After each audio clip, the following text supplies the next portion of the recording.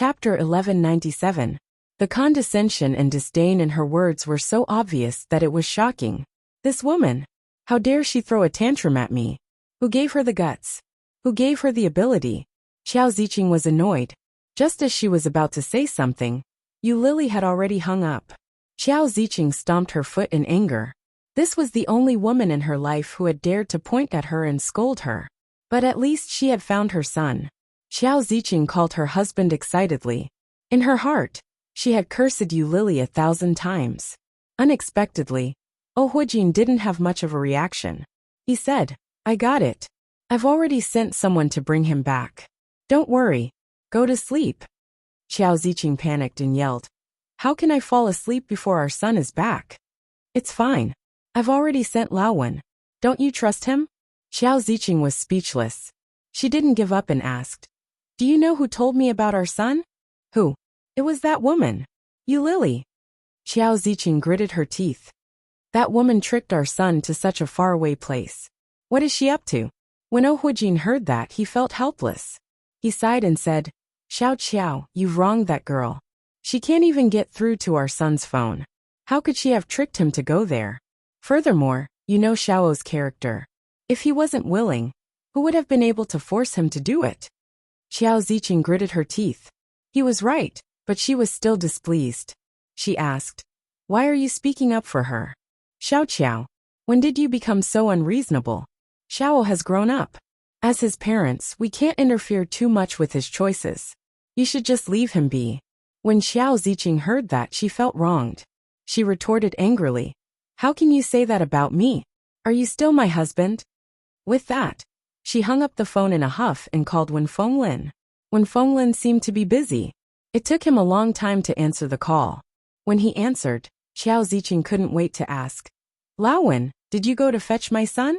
When Wen Fenglin heard that, he chuckled. "How did you know? Did Lao tell you?" These words were tantamount to tacit approval. Xiao Ziqing sighed a breath of relief and said, "Yes, who else could it be other than old O? Since you've gone, I'm relieved. You must bring Lilo back." "Yes, I'll definitely complete the task," Wen Fenglin replied with a smile and quickly hung up. However, after hanging up the phone, he stretched his back and lay on the bed. When Yu Lily returned to the hotel, it was almost 1:30. The room was dark, and Yi Qianqian was fast asleep. Yu Lily carefully locked the door, found some clothes, and after taking a shower, she carefully crawled into bed. "Where did you go to fool around? Why are you back so late?" Yu Lily hadn't expected Yi Qianqian to suddenly speak. She was shocked. He kicked Yi Qianqian and rebuked her. "Don't you know that you can scare someone to death?" Yi Qianqian pouted and flipped over. "So where did you go?" "I went to eat with a friend. I just finished eating. I sent him back first before coming back." Male or female? Chapter 1198. It was a silent night. Yu Lily didn't wake up until 9 o'clock. When she turned over, she found that Yi Qianqian was nowhere to be found. He picked up his phone and opened WeChat. He immediately saw the message that Yi Qianqian had left for him. "Sisai, we're eating at the restaurant downstairs. Come down when you wake up." It was sent 5 minutes ago. Looking at the message, Yu Lily subconsciously thought of Oming. Oming didn't seem to have any money on him. Apart from the hotel, she didn't seem to have left him anything. He didn't even have clothes. Then, Yu Lily remembered that she had already called his mother yesterday. By now, she had probably been picked up. Yu Lily got up and yawned, feeling a little funny, worrying about nothing. After washing up, they went downstairs. After Yu Lily found them, they had breakfast together. And then she led them to the surrounding scenic spots. In the morning, they went to a beach. The fishy and salty sea breeze blew over, causing them to shiver from the cold. Fortunately, they were fully prepared today, and their bodies were all wrapped up tightly. Yu Lily and Yi Qianqian took off their shoes and walked to the beach. Looking at the ebb and flow of the tide, Yu Lily wanted to go down, but she was afraid that it would be too cold. In the end, Yi Qianqian dragged him into the water and stepped on him. The cold made him feel good. Yu Lily felt so stimulated that her bladder was about to explode, and her whole body trembled. Old Mrs. Shin looked into the distance and shouted, "Lily, the water is too cold. Don't go in." It's not good for your health. Lily's heart warmed. She smiled brightly and waved at old Mrs. Shun. It's all right. It's not that cold. Come on, it's time to eat. Old Mrs. Shun took out a huge backpack. Come on, let's have a picnic. Although the old lady was not young, she often had the temperament of a child. In the morning, when I heard that there was going to be a picnic, I was so excited that I almost jumped up. When Lily saw this, she quickly pulled Yi Qianqian onto the shore, wiped her feet, put on her shoes and ran over. As soon as she sat down, Lily's phone rang.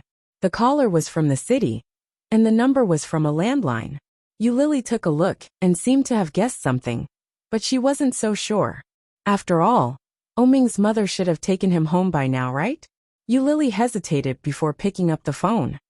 Hello. Hello, may I ask if you're Miss Yu? It was a very professional female voice. Lily replied, I am. Wait a moment. Then there was a commotion on the other side, followed by a man's voice. You. Without a doubt, it was that person. Lily frowned and looked around. She stood up and walked a little further away. Her tone wasn't very pleasant as she asked, What do you want? The man on the other end of the line didn't seem to notice Lily's impatience and said calmly, I'm hungry, and I don't have money to eat. What does it have to do with me? You're the one who brought me here. Of course it's none of your business. You registered your ID card yesterday. I can sue you for abandoning a disabled person. Oming was confident, and didn't look like he was begging for help at all. Abandoning a disabled person? Lily's lips twitched. It was obvious that she couldn't accept this sentence. Then go ahead and sue me. Anyway, I called your mother and let your mother pay for you. Chapter 1199. Oming's words carried a tinge of grievance and resentment. He sounded so pitiful. She had thought that he wouldn't be able to accept the fact that he couldn't see. Who knew that he would accept it so quickly?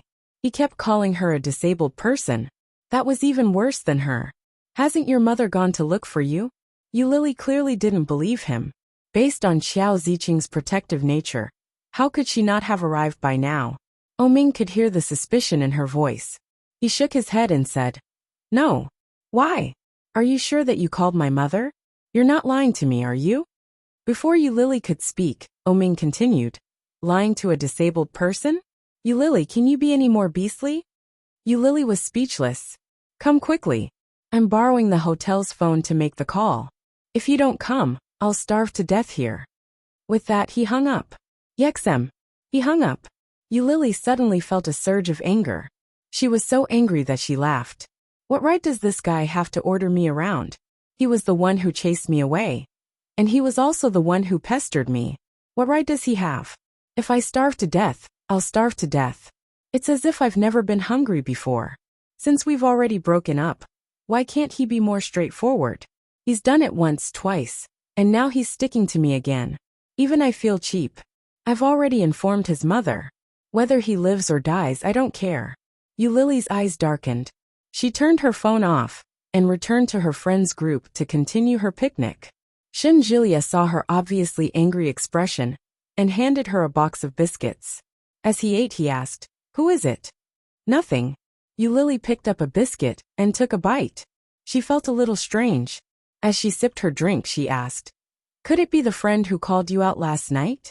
What kind of friend is this? Why are you so angry? It was just a casual question, but the moment it left her mouth, Lily's expression darkened even more. When Yi Qianqian saw the expression on Lily's face, she immediately shut up and said, Pretend I never said anything. No.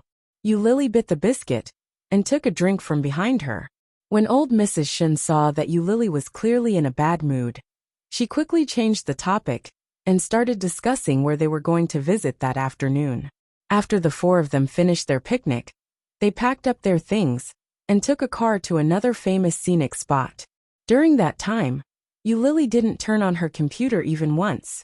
However, everyone could see that Lily was absent-minded the whole afternoon. Shen Jilia thought that she was in a bad mood, so he led the women to a dessert shop. I heard that when a woman is in a bad mood, she'll feel much better after eating desserts. Shen Jilia handed the menu to Lily and asked with a smile, How about ice cream? However, when Lily heard those words, she felt even more uncomfortable. He picked up the phone and turned it on. More than 10 missed calls popped up. There were mobile numbers, landline numbers, and without exception, they were all from the same city. This guy, don't tell me he hasn't eaten yet? Looking at the time, it was already past 4 in the afternoon. If he hadn't eaten for the entire day, he would definitely be famished. What if he starved to death? Chapter 1200. Lily was shocked and immediately covered the phone. When she turned her head, she saw Shenjilia's doubtful gaze, but there was a hint of understanding in it. She felt even more guilty. Everyone knew that she and Oming had broken up. Old Mrs. Shun had heard every word that Oming had said to her. If she knew that the caller was Oming, it would be awkward. Lily shook her head. A friend. Although she said that, she still felt guilty. Was this considered a lie? It was a lie. But it was also a white lie. When she turned her head and saw Yi Qianqian's disbelieving gaze, she felt extremely guilty. She picked up the phone and said, "Wait for me. I'll make a call." Under the strange gazes of the three of them, Lily walked out of the dessert shop and called the landline number immediately. The phone was quickly picked up. "Hello, Sheraton Resort Hotel." Sure enough, Lily thought about her words and said, "Hello, my surname is Yu." Before Lily could finish her self-introduction, the receptionist interrupted and said, "Miss Yu, are you looking for Mr. O?" "Yes. He is now in the lobby of the hotel. The room he stayed in last night automatically checked out. Please come and pick him up quickly." Hearing that, Lily felt even more guilty. The receptionist noticed that Lily was silent, so she continued, "It seems that Mr. O hasn't eaten or drunk anything today. The staff here brought him water and food, but he didn't touch them." This guy. Lily's heart ached when she heard that. She asked, "Did no one come to the hotel to look for him today?" "No, he only looked for you today. No one else came to look for him," the receptionist said. "I see. Thank you." "You're welcome. Please come quickly. Mr. O's clothes are too thin. It's really inconvenient for a blind person." At the end of the sentence, Lily could clearly hear the rebuke in her voice. Lily's heart ached. After responding, she walked back into the dessert shop. Under their strange gazes, she picked up her bag and said, "I'm going out for a while. I'll be back later." "Are you going to see the friend from last night?" Old Mrs. Shun looked at Lily and said with a straight face, "Whether it's a boy or a girl, why don't you let the youngest accompany you?" After old Mrs. Shun finished speaking, Shenjilia stood up as if it was his duty to do so. "That's right. I'll go with you. I'm not familiar with this place, so it'll be more convenient to have a man with me." Lily knew that they were concerned about her, but the place she was going and the people she was going to meet made her feel awkward. How could she let Shenjilia follow her? Lily bit the bullet and shook her head. She smiled awkwardly and said, "There's no need. I'll be back in a moment. You guys go ahead and eat first." With that, Lily walked away quickly. Old Mrs. Shun looked at Lily's anxious footsteps, and her doubts deepened. Shenjilia stood up and said, "I'd better go take a look. You guys can order something to eat." "Huh?" Yi Qianqian's eyes widened. "Stalking? That's not a good idea, is it?" Chapter 1201. Shenjilia reached out and knocked on Yi Qianqian's head. Then, he picked up the coat on the chair and said, "I'm going. You wait here." With that, he followed behind Lily. Lily didn't notice that Shenjilia was following her. After taking a taxi, she went to the hotel where Oming was. When she arrived at the hotel, it was almost 5:30. As soon as Lily entered, she saw Oming in the reception area of the left lobby.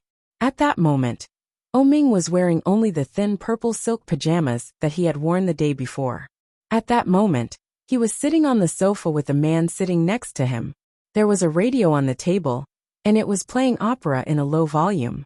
When Lily saw him, her heart, which had been worried for a long time, suddenly relaxed. Walking quickly toward that place, Lily's anger was getting bigger and bigger. Her footsteps became heavier and heavier. Facing the man in front of her who had no focus in his eyes, she was angry that he didn't live up to her expectations. In a huff, Lily took off her down jacket and threw it at Oming's face. When the man next to her saw this scene, he looked at Yu Lily with a smile and asked, "Miss, are you the young man's girlfriend?" "Yes." Yu Lily didn't answer, but Ming spoke first. The man stood up and patted his thigh. After picking up the radio, he said with a sigh, "Then I'm leaving too. My wife is still waiting for me." "Thank you." Ming thanked him sincerely. When Yu Lily saw this, she smiled at the man and said, "Thank you.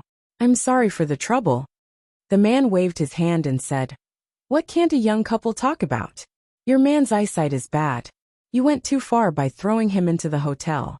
You can't do this again in the future." Yu Lily was embarrassed and quickly explained, "He is not my man."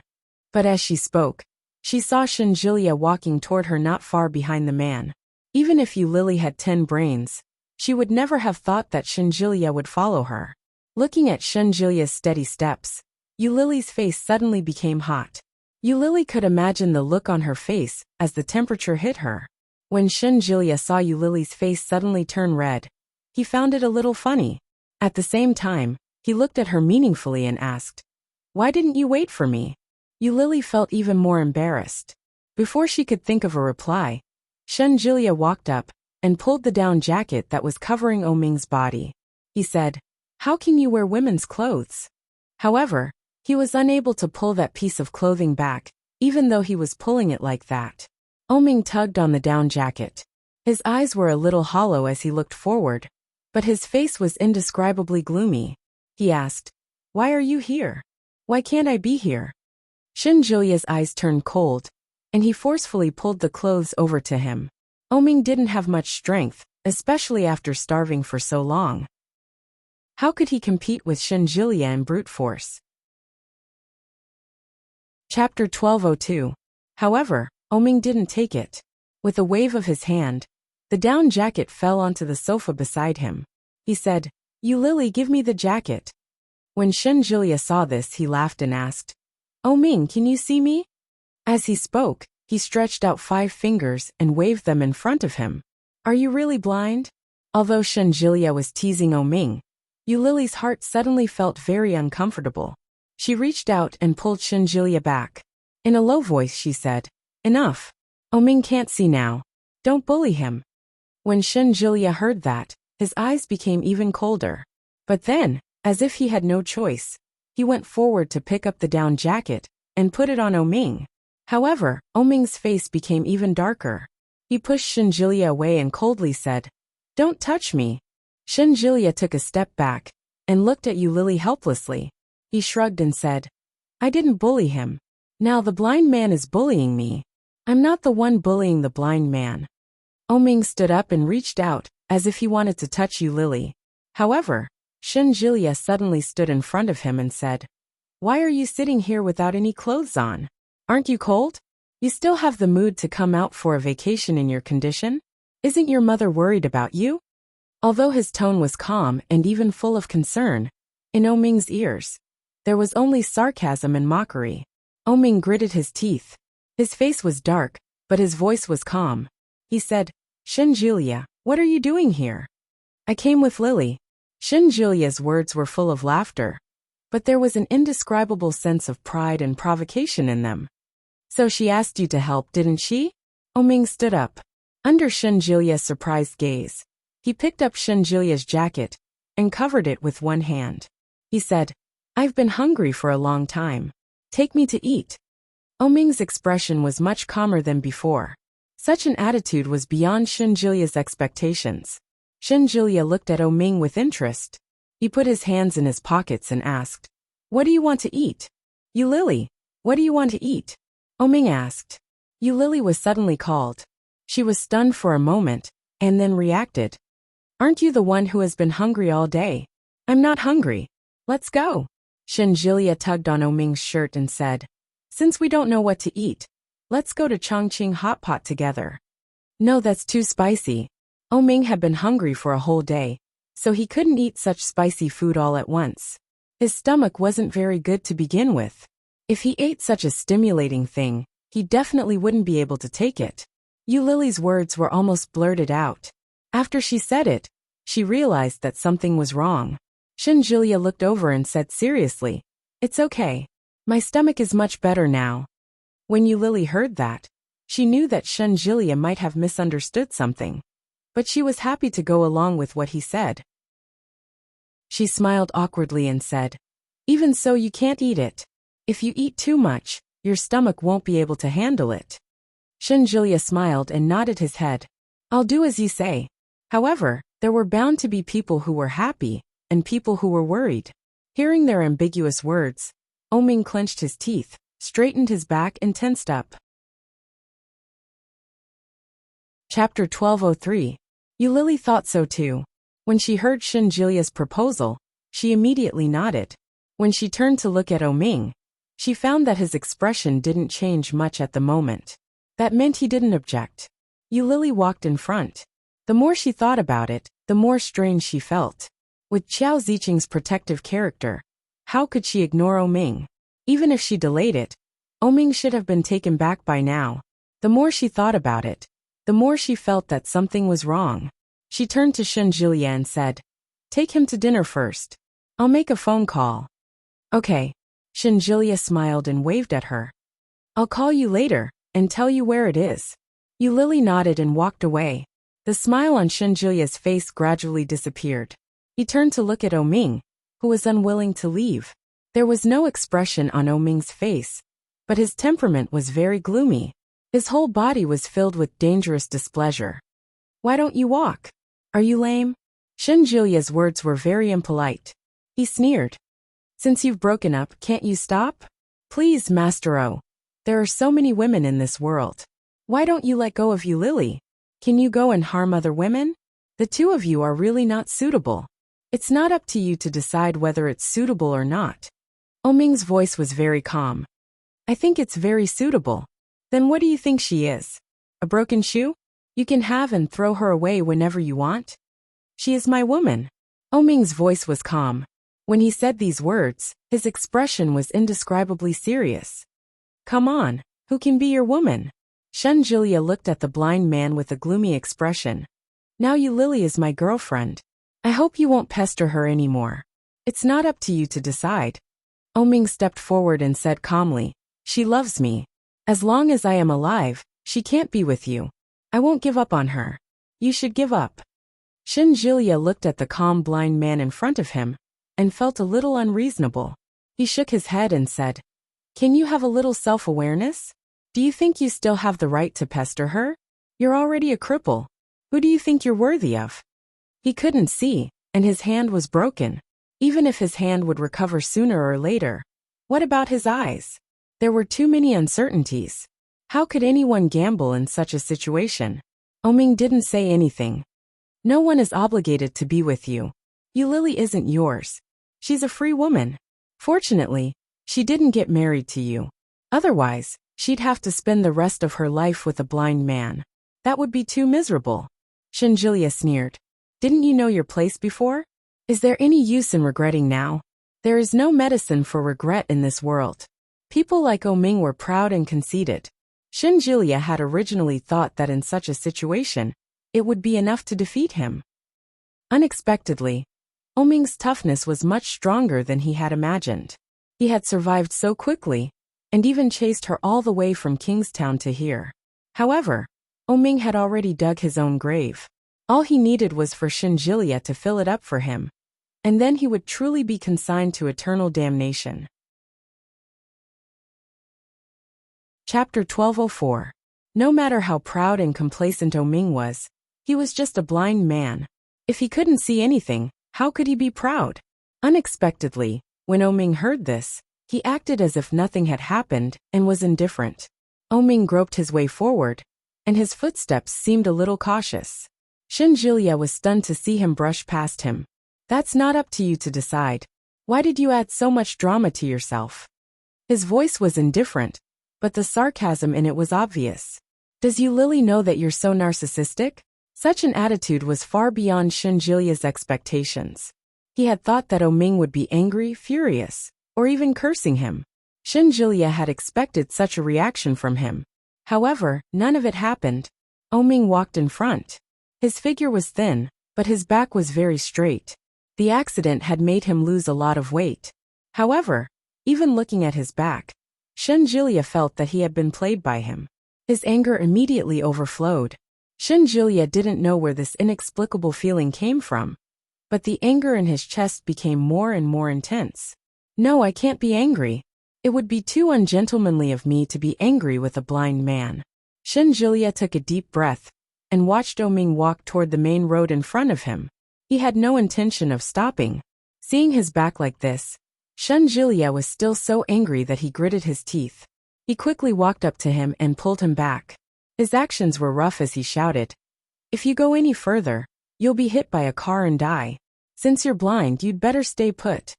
When Oming heard that, he obediently stood there and didn't move. For some reason, Shenjilia found that Oming was particularly well-behaved that day, but his heart was even more stifled. It was as if a lump of cotton had been stuffed into his heart, blocking his anger. It couldn't go up or down, and it was indescribably uncomfortable. "Where's my woman?" Oming asked. Shenjilia pulled him toward a nearby restaurant and asked impatiently, "Where did you get your woman?" Oming knew that he wouldn't admit it, so he simply changed the way he asked. "Where's you, Lily?" "I don't know. Are you blind too?" "Won't we know once we take a look?" Shenjilia was infuriated. He shoved him and said angrily, "How can a blind man like you be so confident? Do you think I can be a clairvoyant and see everywhere?" After being pushed by him, Oming appeared to be much calmer. Patting the place he had pushed, he snorted and said, "If you don't want to look, then don't look. Why are you angry?" Shenjilia felt as if he had swallowed the fire in his mouth. He felt an indescribable sense of suffocation. Gritting his teeth, Shenjilia stretched out his hands and gestured angrily in front of Oming's neck. He was so angry that his face was twisted. Shenjilia wasn't sure if he was hallucinating, but he seemed to see the corners of Oming's lips curl up. Shenjilia became even angrier. He put his hands down and coldly asked, "What are you laughing at?" "Did I smile?" He laughed. "Well, I suddenly thought of something fun," Oming said leisurely as he stood there. "Why are you reacting so strongly? Can't you let me laugh?" Shenjilia wanted to strangle him even more. He exhaled and said, "Let's go. Didn't you say you haven't eaten? Let's go eat." "Where's you, Lily?" "She hasn't come yet." "You go and see. Or did she go by herself? Take care of yourself first, you damned blind man." Chapter 1205. Even Shenjilia himself felt a little scared when he thought about it. His footsteps gradually slowed down. Shenjilia turned his head and looked at Oming's eyes. At that moment, Oming's eyes were empty, unfocused, and without purpose. With such a pair of eyes, he must be blind. Shenjilia frowned. He stretched out 2 fingers and waved them in front of Oming. "How many fingers are these?" When Oming heard that, he seemed a little surprised. Then he said calmly, 5. When Shenjilia heard that, he felt that this guy was pretending to be blind. He asked suspiciously, "How did you know?" No idiot would wave 2 fingers in front of a blind man, right? Shenjilia's face darkened. "You were pretending to be blind." As he spoke, Shenjilia's eyes were fixed on Oming's face and his eyes, for fear of missing any details. However, Oming's eyes were still blank and unfocused. It didn't look like he could see it. Under Shenjilia's suspicious gaze, Oming chuckled and said, "So did I guess right or wrong?" Shenjilia didn't say anything. He still stared at Oming's face. Oming raised his eyebrows and asked in a mocking tone, "Are you really that retarded? You're wagging your fingers around?" Shenjilia was speechless. Shenjilia turned around uncomfortably and retracted his fingers. Then, he pulled Oming toward a Cantonese restaurant not far away. Behind Shenjilia, Oming's lips curled into a triumphant smile. It was very shallow and fleeting. Shenjilia suddenly thought of something. He suddenly turned his head and looked at Oming. When he saw that Oming's expression didn't change, he looked around and pulled Oming toward a Sichuan restaurant. However, as soon as they entered the door, Oming immediately stopped and pulled Shenjilia back. He said, "Don't eat spicy food." "How did you know?" Shenjilia looked at Oming with a triumphant expression. "You were pretending to be blind, weren't you?" Oming asked, "Is there something wrong with your nose? Or is there something wrong with your brain? Can't you smell such a strong smell?"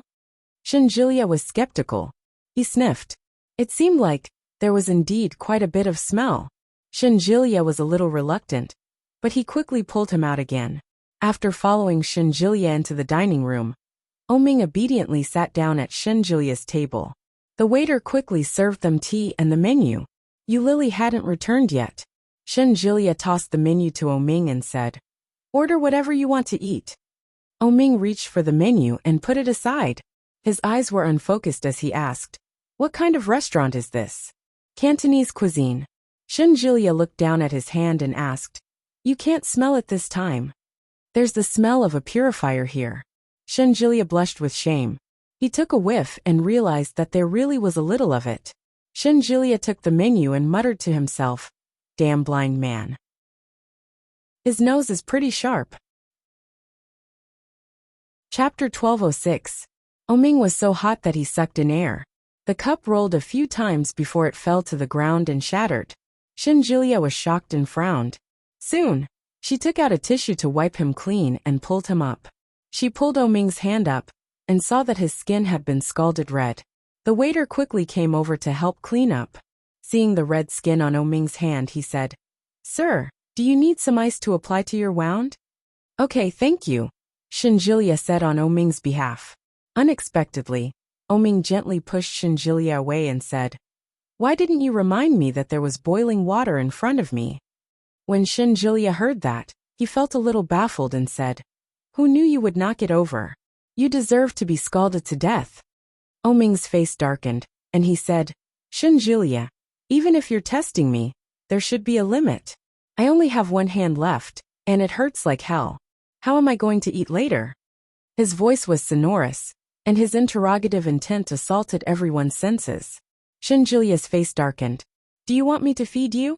Oming didn't say anything and sat down again. Seeing this, Shinjilya knew what Oming meant. "Does that mean Yulili should feed it? What a joke." Shinjilya sat back down unhappily. Soon he received a call from Yulili. Shinjilya gave Yulili the address and the table. He hung up the phone and poured Oming a glass of water. Yulili called Oming's mother. But it wasn't Xiao Ziqing who answered the phone. It was Oming's father. When Ohuajin heard what Yulili had to say, he looked shocked and said, "I see. Laowen is in Fujian too. Perhaps Oming's mother asked Laowen to fetch him. We'll be at ease leaving it to Laowen." As Yulili listened, she found it a little strange, but she couldn't pinpoint exactly what was strange about it. After exchanging some pleasantries with Ohuajin, he hung up. Yulili called Wen Fenglin again, but he seemed to be busy on the other end. Yulili called him a second time before he picked up the call. "Lily, what's the matter?" "Uncle Wen, I heard that you are also in Fujian. Are you here to pick Oming up?" When Wen Fenglin heard that, it was as if the matter had just occurred to him. He said, Yes. If you hadn't reminded me, I would have forgotten about it. Xiao Qiao asked me to bring Xiao back, but I'm busy right now. Are you with Oming now?" If I don't fulfill my promise to Xiao Qiao, I'm afraid there will be some trouble in the future. Lily, you're a good girl. Do me a favor and take care of Xiao first. When I'm done with my work, I'll bring Xiao back, okay?" When Yulili heard that, she felt a little awkward and said, "Uncle Wen, I've already broken up with Oming. If I continue to take care of him, I'm afraid." "It's okay. Lilo likes you the most. He won't mind." But she minded. "Oming's mother hates me. It's better if I don't get involved with her." Chapter 1207. Yulili held the phone that had been hung up on. She had mixed feelings. How could this be? Oming's mother had passed the phone to Oming's father, and Oming's father had pushed the matter to Uncle Wen. Was Oming really their child? He must have been picked up. Leaving a blind man in such an unfamiliar place. Wasn't this committing a sin? Then, Yulili remembered again. Oming had a wide network of friends. He had friends from all over the world. Although they weren't close friends, there would definitely be a lot of people trying to curry favor with Oming after hearing his name. For such a person, as long as he made a phone call, would he be afraid that he wouldn't be able to eat or drink well? Or could it be that he didn't want others to see him like this? The more she thought about it, the more likely it seemed. Yulili suddenly felt a little sad. In the end, it was all because of his pride. Yulili had no choice but to go back. After making a phone call to ask for Shinjulia's current location, Yulili rushed there. As soon as she arrived, Yulili found Ming holding a towel in his hand. That hand didn't look right. Yulili couldn't help but look at it and asked, "What's wrong with your hand?" It was scalded by boiling water. Ming put down the towel in his hand and took the initiative to open his hand. It looked a little serious. There were blisters on the back of his hand, and his palm was also red. How did it get scalded like this? Yulili frowned and reached out to take Ming's hand. Seeing that it was obviously in pain, she didn't feel comfortable. She turned to look at Shinjulia and said, "You can't even look at a blind man properly. You're really? He wants to test if I'm really blind." Ming was the first to complain, but he didn't finish his sentence. Ming didn't need to say more. Yulili could guess what he was going to say next. So he put the boiling water in front of him and deliberately scalded him? When Yulili heard that, she looked at Shinjulia with a layer of reproach. When Shinjulia heard that, his eyes widened and he quickly retorted, "Hey, can't you finish your sentence? You were the one who knocked it over. Don't accuse me wrongly. But you asked me several times if I was pretending to be blind, and then I spilled the water. It really makes people think too much," Ming said confidently. His eyes were unfocused, but his voice was sonorous. F***ck, are you saying that I deliberately harmed you? I didn't say that. You said it yourself, Ming said calmly. He didn't sound angry at all. Shinjulia felt even more wronged than Do-e, especially when he saw the obvious distrust in Yulili's eyes. He felt even more hurt. This damn blind man. You even know how to complain first. Now that Ming was in a weak position, it was human nature to choose to trust the weak. Shinjulia had already lost the initiative. No matter what he said, Yulili would assume that he was quibbling. What was even more frightening was that after Ming complained, he used the trick of retreating in order to frame him to jump into the pit himself. F***ck. What the hell is this? Ming is such a schemer. Shinjulia was furious, but he didn't know what to say at that moment. Chapter 1208. Yulili didn't continue the topic. Ming was a little disappointed. However, it seemed that Shinjulia already had a small flaw in Yulili's heart, didn't he? Ming sat calmly. There was ice in the towel in his hand, so his hand didn't hurt so much. He said, "I haven't ordered yet. I was waiting for you to come. I can't see the menu, and this guy doesn't want to read it to me." Shinjulia said, "When did you let me read it? You know I can't see it, but you still threw the menu to me. What do you mean by that?" Ming asked. Then Shinjulia caught Yulili's gaze again. Shinjulia was about to go crazy. He thought that Ming would really be honest after he was blinded. He didn't expect that it was all an act. He pretended to be honest in front of me and waited for Yulili to come back to attack him. This method is too despicable. But it is indeed the truth. Shinjulia couldn't even say a word in rebuttal. Especially after he caught Yulili's gaze, he was even more angry at Ming. "Then I'll order," Yulili said. She called the waiter and listed a few of Ming's favorite dishes. After that, she gave the menu to Shinjulia and asked, "What do you want to eat?" Shinjulia's mood had been almost completely blown away by Ming. After randomly ordering a few dishes, he put the menu back. They were now sitting in a booth, facing each other. Two people could sit on each side.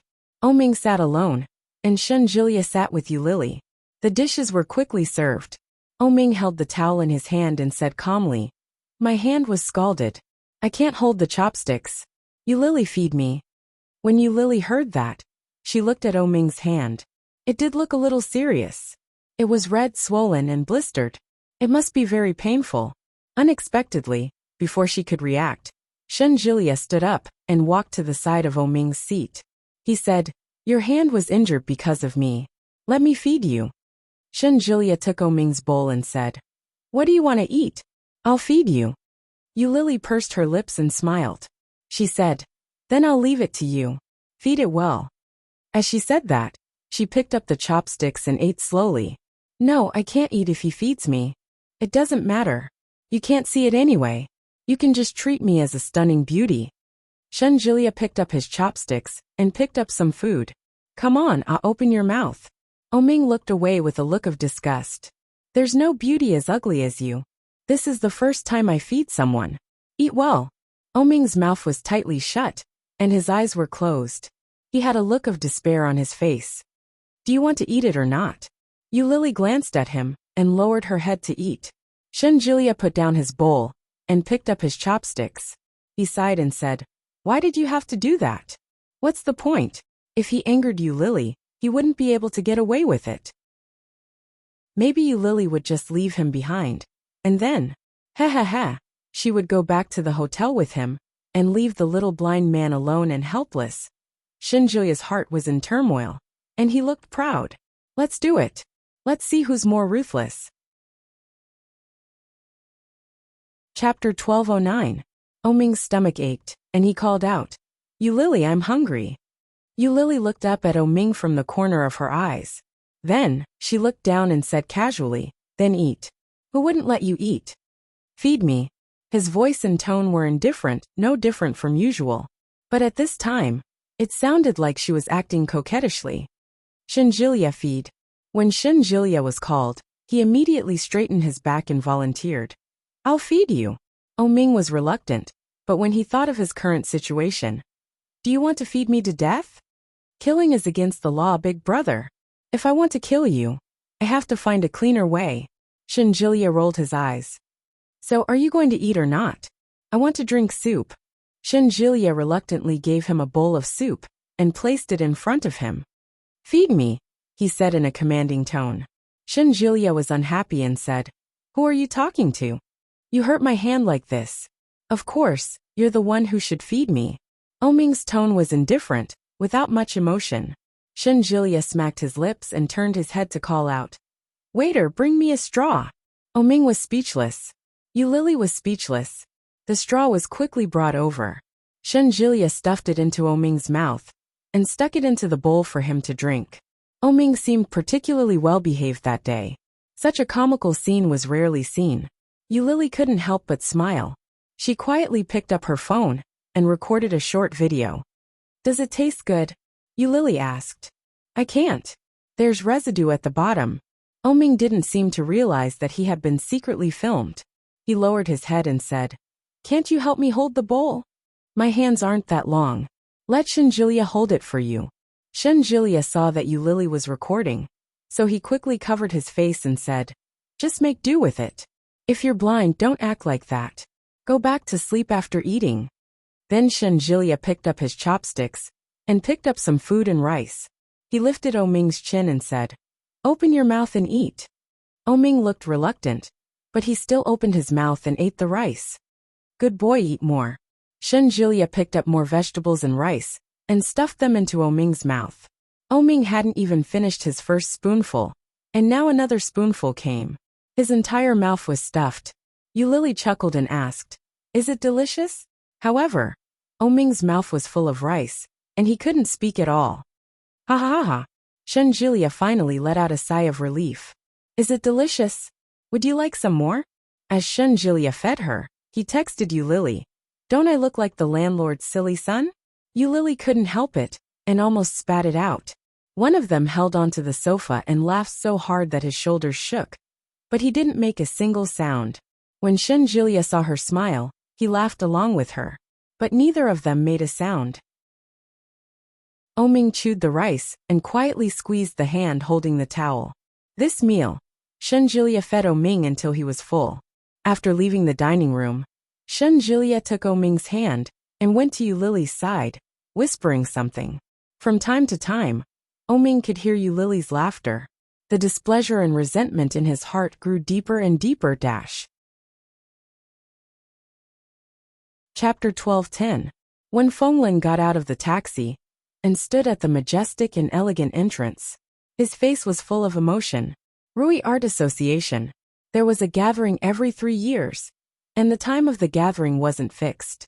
This time, when Fenglin had received a last-minute notice, and had come to Fujian to attend to Ming's matter. The moment he got out of the taxi, he saw a few luxury cars stopping in the distance. Compared to them, his style seemed a little shabby. When Fenglin didn't mind, he carried his bag and walked up. Among the people who got out of the luxury cars, there were people about his age. There were also people from Ming and Lily's generation. There were quite a number of them. It looked like the scale of the event this time was much larger than the one he had attended 9 years ago. When Fenglin swaggered in, and quite a few people recognized him. A young man walked up. When he saw Wen Fenglin, his eyes were filled with surprise. He asked, "Are you Senior Wen Fenglin?" Wen Fenglin looked at the young man and realized that his face was somewhat familiar. For a moment he couldn't place him. He smiled and nodded his head. "That's me. Hello. My name is Zhenli. My father often mentions you to me.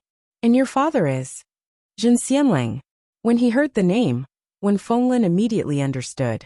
He laughed heartily and shook hands with him. "I didn't expect his son to be so big already. You must be 25 this year, right?" Zhenli was a little embarrassed. He shook his head and asked, "Do I look that old?" When he heard that, Wen Fenglin found it a little strange and asked, "Did I remember wrongly?" I'm 21 this year. After the new year I'll be 22. Let's go, Senior Wen. This way, please." This time, it was Wen Fenglin's turn to be embarrassed. He smiled and nodded his head. There were quite a number of people who recognized Wen Fenglin. After all, the name of the wandering artist was too well known. As the associate director of the art association, Zhen Xianlang had been inside for a long time. When he heard others mention Wen Fenglin, he was surprised and quickly came forward. After more than a decade, Zhen Xianlang looked very different from before. When they were young, both of them were handsome and dignified. After not seeing each other for so many years, the two of them had become more and more casual. Zhen Xianlang had a crew cut. His hair was short and black, just like when he was young. He was tall and strong and looked very healthy. His eyes were big and brimming with energy. His facial features looked well defined, but there were obvious wrinkles on his face. When Wen Fenglin saw Zhen Xianlang, he felt a sense of familiarity. When Zhen Xianlang saw Wen Fenglin, the joy in his heart overflowed onto his face. He went forward and gave his good friend, whom he hadn't seen for many years, a big hug. "It's been a long time, brother." Wen Fenglin chuckled and patted him on the shoulder. "That's right. I didn't expect you to have a second child. I thought you'd never get married." When Zhen Xianlang heard this, the smile on his face froze slightly. Seeing that something was wrong, Zhenli quickly said, "Dad, it's time to eat. Let's go inside." "Yes, let's go inside." Chapter 12:11. Brothers in the past. Love rivals in the past, old friends now, and memories now. In the end, he was still an outstanding young man. With a family like the Zhen family, how could he possibly remain unmarried for the sake of a woman? Wen Fenglin had already expected this, but he couldn't help but feel disappointed. "Xianer, you chose the wrong person. Lily had arranged for Ming to stay so far away from the hotel, because she didn't want Shenjilia to know. Now that Shenjilia knew, and Yi Qianqian also knew that the friend she was talking about was Ming, Lily brought Ming to the hotel she was staying at. There was a large shopping mall near the hotel. Lily brought Ming there to buy a few changes of clothes before she checked into a room with him. When they returned to the hotel, they realized that old Mrs. Shen and Yi Qianqian hadn't returned yet. Regardless of whether they called Shenjilia or Lily, the result was the same. It was normal for one person to be like that. But if both of them were like that, then something wasn't right. Lily and Shenjilia were a little worried. Lily said, "Why don't we go look for them together? It can't be that both of their phones ran out of battery, right? If it was really just that their phones ran out of battery, then everything would be fine. But what if it was a very scary thing to think about?" Shenjilia was even more afraid. "I'll go look for them. Wait for me. I'll bring Ming to the room, and then we can go together." After Lily said that, Ming's grip on her hand tightened. Shenjilia looked at Ming. He was a little reluctant, but it wasn't good to leave him alone. After thinking about it, he said, "Forget it. You'd better stay here. If I can't find them, then you can come with me to look for them." Lily looked down at Ming, who was holding her hand tightly, and nodded her head. "All right. Be careful." After Shenjilia left, Ming's whole body relaxed. Lily clearly noticed the subtle changes in him. She was a little amused. She took the key card and took him to find a room. After entering, Oming didn't want to let go and said, I haven't showered in a few days, and I'm not wearing proper shoes. I'm so dirty. His meaning couldn't be clearer. He just wanted Lily to help him bathe. Lily pretended not to understand. She threw the clothes she had just bought for him onto the hotel bed. She opened the package of the men's boxers and threw it to him. Then she found a bathrobe for him and said, Go take a shower. My hand is burned. Look. Oming stretched out his hand and said, It hurts. It's burning. I think it'll hurt even more if I touch hot water. Indeed, there were blisters. Lily pulled his hand over and felt the pain just by looking at it. Uncle Wen said he would come and pick me up after he's done with his work, but I haven't heard from him yet. By the time he comes to help me bathe, I'm sure I'll be stinking. When Lily heard that, she looked up and asked, Have you contacted Uncle Wen? Yes, he seems to be very busy recently. Yes, Uncle Wen had repeatedly reminded her to take good care of Oming. Oming didn't look like he was being taken care of at all. Chapter 12:12. When Oming heard that, he smiled and nodded his head. Okay. Lily took off her coat first. She was wearing a thin white long shirt and a pair of tight black leggings. She unbuttoned her cufflinks and rolled up her sleeves. She took off Shinjilia's coat and said, Take off your clothes first. Okay. Oming was very cooperative. After Lily unbuttoned his shirt, he followed her into the bathroom. They had known each other for 7 or 8 years. Even if she saw him naked, Lily wouldn't be too shy. After all, she was already used to it. But her current identity, it was a little awkward. Taking a deep breath, Lily walked in to fill the bathtub with water, but she found that the room didn't even have a bathtub. How do I wash it? A shower? Oming, there's no bathtub. Why don't you go to my room to wash? I've already taken off my clothes. It's so troublesome to put them back on. Let's do it this way. What if the water splashes your hands? I won't get wet if I'm careful. Oming didn't care. He walked forward, opened his arms and said, Come on, let's finish this quickly. Indeed, it was too inconvenient for Oming to put on clothes with his hands. Lily couldn't be bothered. She turned on the shower head and tested the temperature. After confirming that the temperature was suitable, she let Oming hold the shower head. Lily took off his clothes quickly and helped him wash his hair. But Oming was too tall. Lily couldn't reach him at all. She reached out and pressed his shoulder. Squat down. Okay. Oming was very obedient. He was so obedient that even Lily felt a little surprised. After washing his hair, Lily stuffed the shower head into his hand and grabbed a towel to help him dry his hair. Unexpectedly, Oming held the shower head and sprayed it on Lily's body, as if he didn't have eyes. Lily exclaimed and took a step back. But it was too late. Most of her body was already wet. Did you get wet? Oming seemed to realize something and stood up apologetically. I can't see. Oming's attitude was so sincere that Lily couldn't get angry. She sighed, dried his hair and said, It doesn't matter. It has to be washed anyway. Then, shall we shower together? As he spoke, he turned the shower head to the side and poured water over Lily's body. Lily swallowed all the words that were on the tip of her tongue. Forget it, he can't see anyway. Let's bathe together. It's not like we haven't bathed together before. It'll be fine after I send him to bed later. She stood on her tiptoes to help him dry his hair. Lily didn't notice the distance between them. As for Oming, he could clearly smell the fragrance that belonged solely to her. Looking down, Lily was soaked. Her thin white shirt stuck to her body, outlining her exquisite and well-proportioned figure.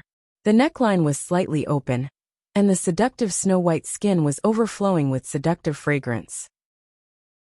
The white bra was clearly outlined, and the plump peach that was wrapped in it was ready to come out. It made one's blood boil. Chapter 12:13. Hearing this, Oming came back to his senses. He touched his nose and said blankly, I have a nosebleed. Lily was frightened. She stood on her tiptoes and reached out to touch his forehead. Then, she touched his face and asked, Where are you feeling unwell? Quick, I'll help you get dressed. Let's go to the hospital. Yulili was scared out of her wits. No, I feel uncomfortable. Oming touched his nose and then poured the shower head on his nose. Yulili was stunned. She seemed to think of something and subconsciously lowered her head. Oming was shocked. He quickly pulled her and said, I'm fine. Let's continue. Are you sure? Yulili reached out and touched his face, and then touched her own face, but she couldn't feel anything. She patted him on the shoulder and said, Squat down a little. When Oming heard that, he bent his legs. Yulili put her forehead close to his, trying to feel his temperature. However, it didn't seem to make much difference. If he didn't have a fever, why would he have a nosebleed? Before Yulili could figure it out, Oming moved his lips forward and kissed her lips accurately. Yulili was stunned. Before she could react, Oming held her in his arms and stood up straight. Yulili was held by his waist, so she was unprepared to be pulled up. She subconsciously stood on her tiptoes. Oming gently pushed her against the glass door of the bathroom. His lips kissed her lips, and his movements were hot and eager. Yulili was firmly suppressed and couldn't say anything. She stared at him and pushed him, and her body struggled. The shower head was thrown to the ground, and the water kept splashing up, drenching them both. The temperature climbed inch by inch. Oming's thigh pressed her against the wall, and his hot big palm was strong on her body, from the waistline to the bra. Yulili struggled more fiercely. However, unintentionally, her thigh clearly touched a hot and hard spot. At that moment, Yulili finally understood the reason. What a beast! He's blind, but he's still in heat. She opened her mouth angrily and bit down hard on his tongue. Oming was caught off guard. His tongue was bitten, and he released her out of habit. Pervert! Yulili spat and reached out to push him. You're so troublesome just to take a bath. Don't expect me to help you bathe in the future. Oming covered his mouth and cried out. It hurts. As he spoke, he loosened his grip, revealing the bright red blood on his palm. Yulili glanced at him, but then she seemed to think of something, and stared into his eyes. Oming frowned and refused to look at Yulili. Yulili felt even more strange. She stretched out her finger and waved it in front of his face as she asked, Can you see? Otherwise, why would he have a nosebleed for no reason? Otherwise, why would he have such a huge reaction? When Oming heard this, his heart skipped a beat. He neither shook his head nor nodded. His eyes were unfocused as he stared blankly ahead and asked, Do you care so much about this matter? His words were filled with hurt. When Yulili saw this, she quickly waved her hands and explained, No, I just feel strange. How can you have such a big reaction when you can't see? Chapter 12:14. Yulili's face heated up when she heard that. Oming stepped forward again and said, I think of the time when you and I were together. When we were in the bathroom having fun. That feeling, it was really great. Yulili's face heated up even more. Looking at Oming's approaching face, she pushed him away and yelled, You pervert! Are you going to take a shower or not? Yes. Oming leaned over and said in a low voice, Didn't we say we'd shower together? With that, he caressed Yulili and whispered, Let's shower together. Yulili slapped his hand away, but Oming's hand seemed to be fixed there. The familiar and unfamiliar feeling made Yulili blush even more. She felt a little uncomfortable talking. She pushed him away and said, I'll help you shower first. Get out of my way. I'll go get the shower gel. Let's do it together. I'll help you take it off. With that, Oming's hand fumbled with her buttons. His large palm brushed against her skin through her clothes, causing Yulili to tremble sensitively. Your hand. Yulili looked down and saw the blisters on his hand. Doesn't it hurt? It hurts. Oming lowered his hand and said, If it hurts, you don't have to use your hand. With that, he squatted down and lowered his head to feel it inch by inch. His warm breath fell on her skin, and Yulili felt her body tense up. The throbbing feeling spread from the skin that he had touched to the rest of her body. Oming lowered his head and bit her button. She didn't know if it was intentional or not, but his teeth always grazed her skin. It didn't hurt, but it brought about a different kind of wonderful feeling. Yulili's breathing slowly became rapid, but she quickly regained her senses. She pushed his head away and said righteously, "Oh Ming, I only listened to Uncle Wen and took care of you for the time being. Don't think too much about it. I have no intention of getting back together with you." "But I do." Oh Ming leaned forward again and whispered, "I want to get back together with you. I want to be with you. I want to marry you. I want to have children with you." It's the same words again. When Yu Lily heard that, she no longer found it romantic. Hearing that, he snorted coldly and said, "Saying the same thing once will have an effect, but saying it again and then standing you up. Is it fun?" "I'm serious, Yu Lily. Really, I'm serious. The Civil Affairs Bureau is open tomorrow. Let's go back and get our marriage certificate, okay?" Oh Ming hugged her with one arm and whispered in her ear. "Enough." Yu Lily pushed him hard and snorted, "Do you think I will still believe you? How many times have you said the same thing? You can secretly count it yourself." Oh Ming felt a pang of pain in his heart. Yu Lily's reaction was both unexpected and within his expectations. Fortunately, he had yet to reveal his final trump card.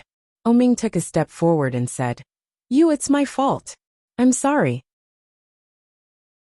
I didn't believe you. I'm blind and disabled, so I feel inferior. I didn't want to hold you back, so I said those things to you." Chapter 12:15. Such self-ridiculing words fell into Oh Ming's ears and made him feel even more uncomfortable. The woman in front of him clearly had reddened eyes and was on the verge of collapsing with tears, but her voice didn't reveal anything at all. If he really couldn't see, he would definitely be deceived by her. But he could see, and he saw everything. This woman has always been so stubborn. It's not shameful to show weakness occasionally. Can't she show weakness a little? Oh Ming's heart was stuffy and painful. He lowered his eyes and still did not dare to look up. He whispered, "I know I have done a lot of wrong things. Give me another chance, okay? I should say this to you." Yu Lily held his face in her hands and finally couldn't help it. Her voice was a little choked. Tears fell uncontrollably. Yu Lily quickly raised her head and held back her tears. After taking a few deep breaths, she said, "Give me a chance to choose, Oh Ming. I don't want to be with you anymore." He always asked her to give him a chance, and she gave him one. But every time, it would only result in deeper humiliation. Every time. "I will deal with my mother. We won't go home in the future. We will live outside, so you won't meet my mother." Oh Ming reached out and pulled Yu Lily's hand. "Let's go back to Kingstown tomorrow. We will go to the Civil Affairs Bureau, get married. Oh Ming, you are always like this." Yu Lily shook him off. "Talking to yourself. You always think that what you do is right, and you never care about other people's feelings." Yu Lily looked at Oh Ming in front of her, chuckled, and bent down to pick up the shower head. She lifted his hand with the cast and rubbed the shower head on his body.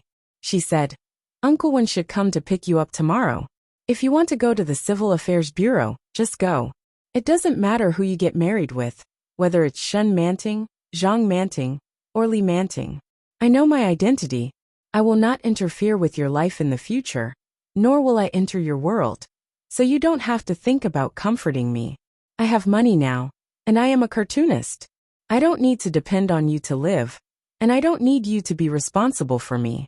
After you go back, remember to live a good life and pretend that I never existed, okay?" His voice became softer and softer. Yu Lily's throat was sore, and she felt uncomfortable. Tears fell down, and Yu Lily finally couldn't hold back her tears. But in the end, she did not cry out. Biting her lower lip, she expanded the water and washed it over Oh Ming's body. Oh Ming took in Yu Lily's reaction. He pulled her into his arms and whispered, "No, I won't allow it. There is no Shun Manting, Zhang Manting, or Li Manting. I only want Yu Lily. I don't want to marry anyone except you." However, Yu Lily smiled bleakly and hung up the shower head. For a moment, the water was rushing toward Yu Lily's head. Yu Lily closed her eyes and unbuttoned her clothes one by one. Soon she took off her top. Oh Ming quickly lowered his eyes. His throat felt dry, and his Adam's apple bobbed up and down. Feigning ignorance, he reached forward to touch it. Chapter 12:16. Oh Ming's body stiffened. For a moment, He didn't know how to react. Yulili saw his obviously stiff body and his obvious reaction. She bit her lower lip. She went forward to take a bath towel and put it on his head. You can go out. With that, she opened the bathroom door. Take 1 step forward, turn left, and take 3 steps out of the bathroom. After about 4 or 5 steps, you'll reach the bed. Oming's body didn't move. When Yulili saw that, her lips curled into a mocking smile. I'll get ready. Get ready. Prepare for what?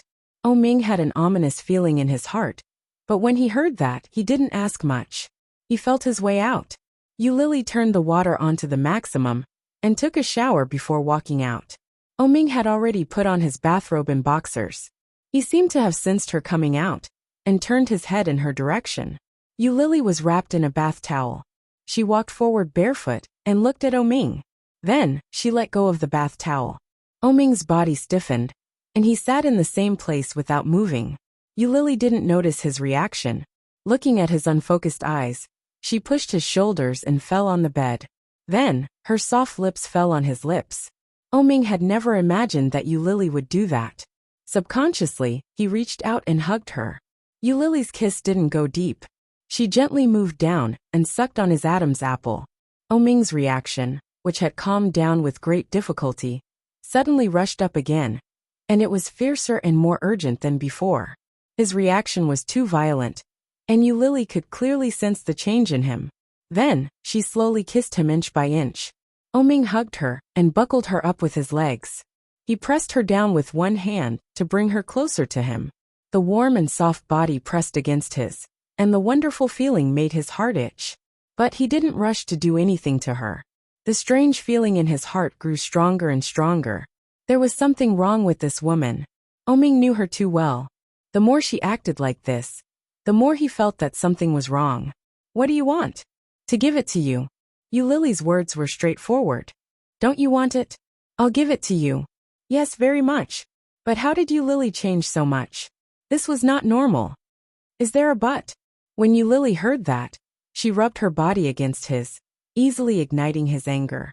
In a low voice she said, but after I give it to you we'll really break up. Just think of it as having a breakup party. Breakup party? The fire in Oming's heart suddenly froze. What do you mean? After this, don't ever see me again. Yulili didn't look at his expression. She pressed on top of him, lowered her head and kissed his chest. You and I are not from the same world. Forcing ourselves to be together won't lead to a good result. Who said that? Oming gritted his teeth and said angrily, you said I was self-righteous. What about you? Surnamed you.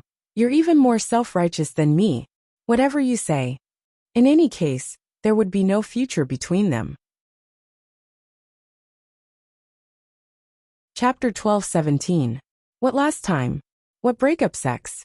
When she said those things, did she ask for his permission? Oming was furious, but he didn't know what else to say other than to reject her. Oming turned around and faced his back to Yulili. Yulili was pushed away, and for some reason, she let out a sigh of relief. Looking at Oming's curled back, she asked, you really don't want to? Oming was swollen to the point of pain. How could he not want to? Oming had no doubt that if there were any problems in the future, it would definitely be because of today. But if it was the last time, he would rather not. He didn't want anything else. What he wanted was her, not the last time, and definitely not the breakup sex. Oming pulled the blanket over his head and remained silent. Yulili picked up the towel she had just taken off and covered her body with it. Then I'll leave first. Leave. When he heard that word, Oming was even more sensitive and jumped up. He turned around and reached out to grab her. Opening his arms, he pulled Yulili into his embrace and said angrily, why are you leaving? Who said you could leave? With that, he carried Yulili and turned around to fall onto the bed. You're not allowed to leave. Aren't you blind? Yulili's back was facing him. She could clearly feel the warmth coming from him. She coldly smiled. How can a blind person hug me so accurately? This is called telepathy. Oming didn't have the slightest awareness of being exposed. He hugged her and nuzzled her neck. I can feel wherever you are. Otherwise, how do you think I chased you all the way here? Do you think I'm a 3-year-old child? Lily turned her head and looked into his eyes. At the same time, Oming closed his eyes and said, "If you don't believe me, you can try. I can find you wherever you are, regardless of whether I have eyes or not." Lily let go of his hand and wrapped herself in the towel and took 2 steps back. Oming closed his eyes and reached out to grab Lily. Lily's eyes darkened. She took 2 steps to the left. At the same time, Oming reached out to the left. Lily went to the right, and Oming did the same. She was pretty sure she hadn't made a sound, but Oming really seemed to have a telepathic connection. He could clearly sense her location every time. Throughout the whole process, Oming did not open his eyes. Lily stepped forward to stand in front of Oming and reached out to touch his cheek. Would I never see such a proud man in the future? Would such beautiful eyes never be able to see again in the future? Lily couldn't tell if she felt sorry for him, or if she sympathized with him, or if she felt both. Oming closed his eyes and held her hand. In a low voice he said, "In the future, even if I am blind, I will always remember your face. I will never forget you." "Oming, do you love me?" "Love," she blurted out without hesitation. "How much?" "Without you I will die." When Lily heard that, she burst out laughing. He moved his hand away and tried to retract it, but it was held tightly. Oming's eyes were still closed as he held her hand. "You don't believe me? Then do you trust me?" "I believe you." Still without the slightest hesitation. "I don't love you. I don't want to be with you." Chapter 12:18. His eyes were full of pity. His dark brown pupils were bright, and as deep as a lake at night. Lily was clearly reflected in his eyes. When Lily saw his eyes, her heart trembled slightly, and an unknown emotion surged. It rushed to her heart, and then it rushed to her eyes. The liquid suddenly filled up, and in a flash it drooped down. Oming looked at her and covered her face with one hand. He whispered, "Why are you crying?" Hearing that, Lily was even more sure that he had seen it.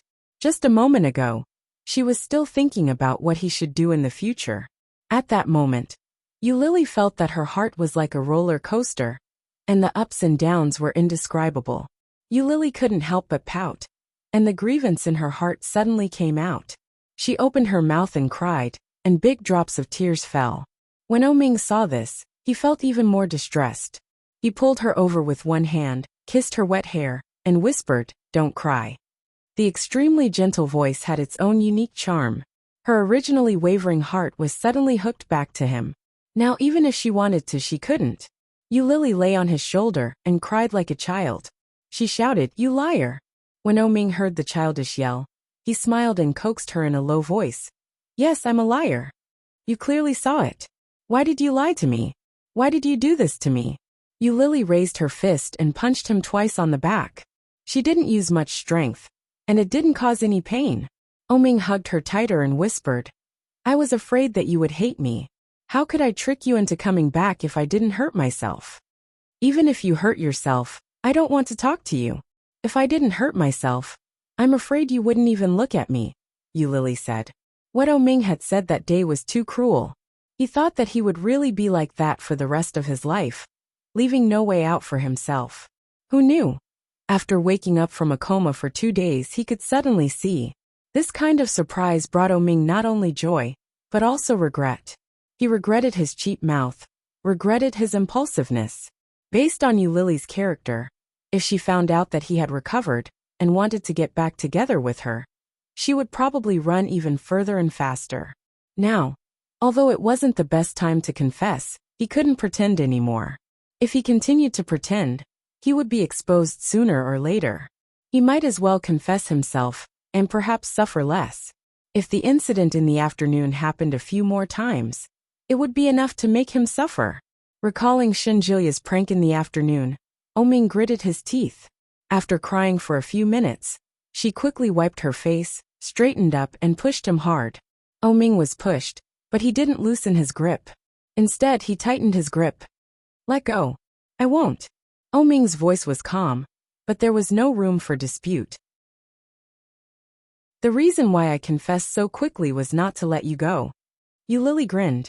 "Since you're fine, there's no need for me to take care of you anymore." You can let go. I'm going back.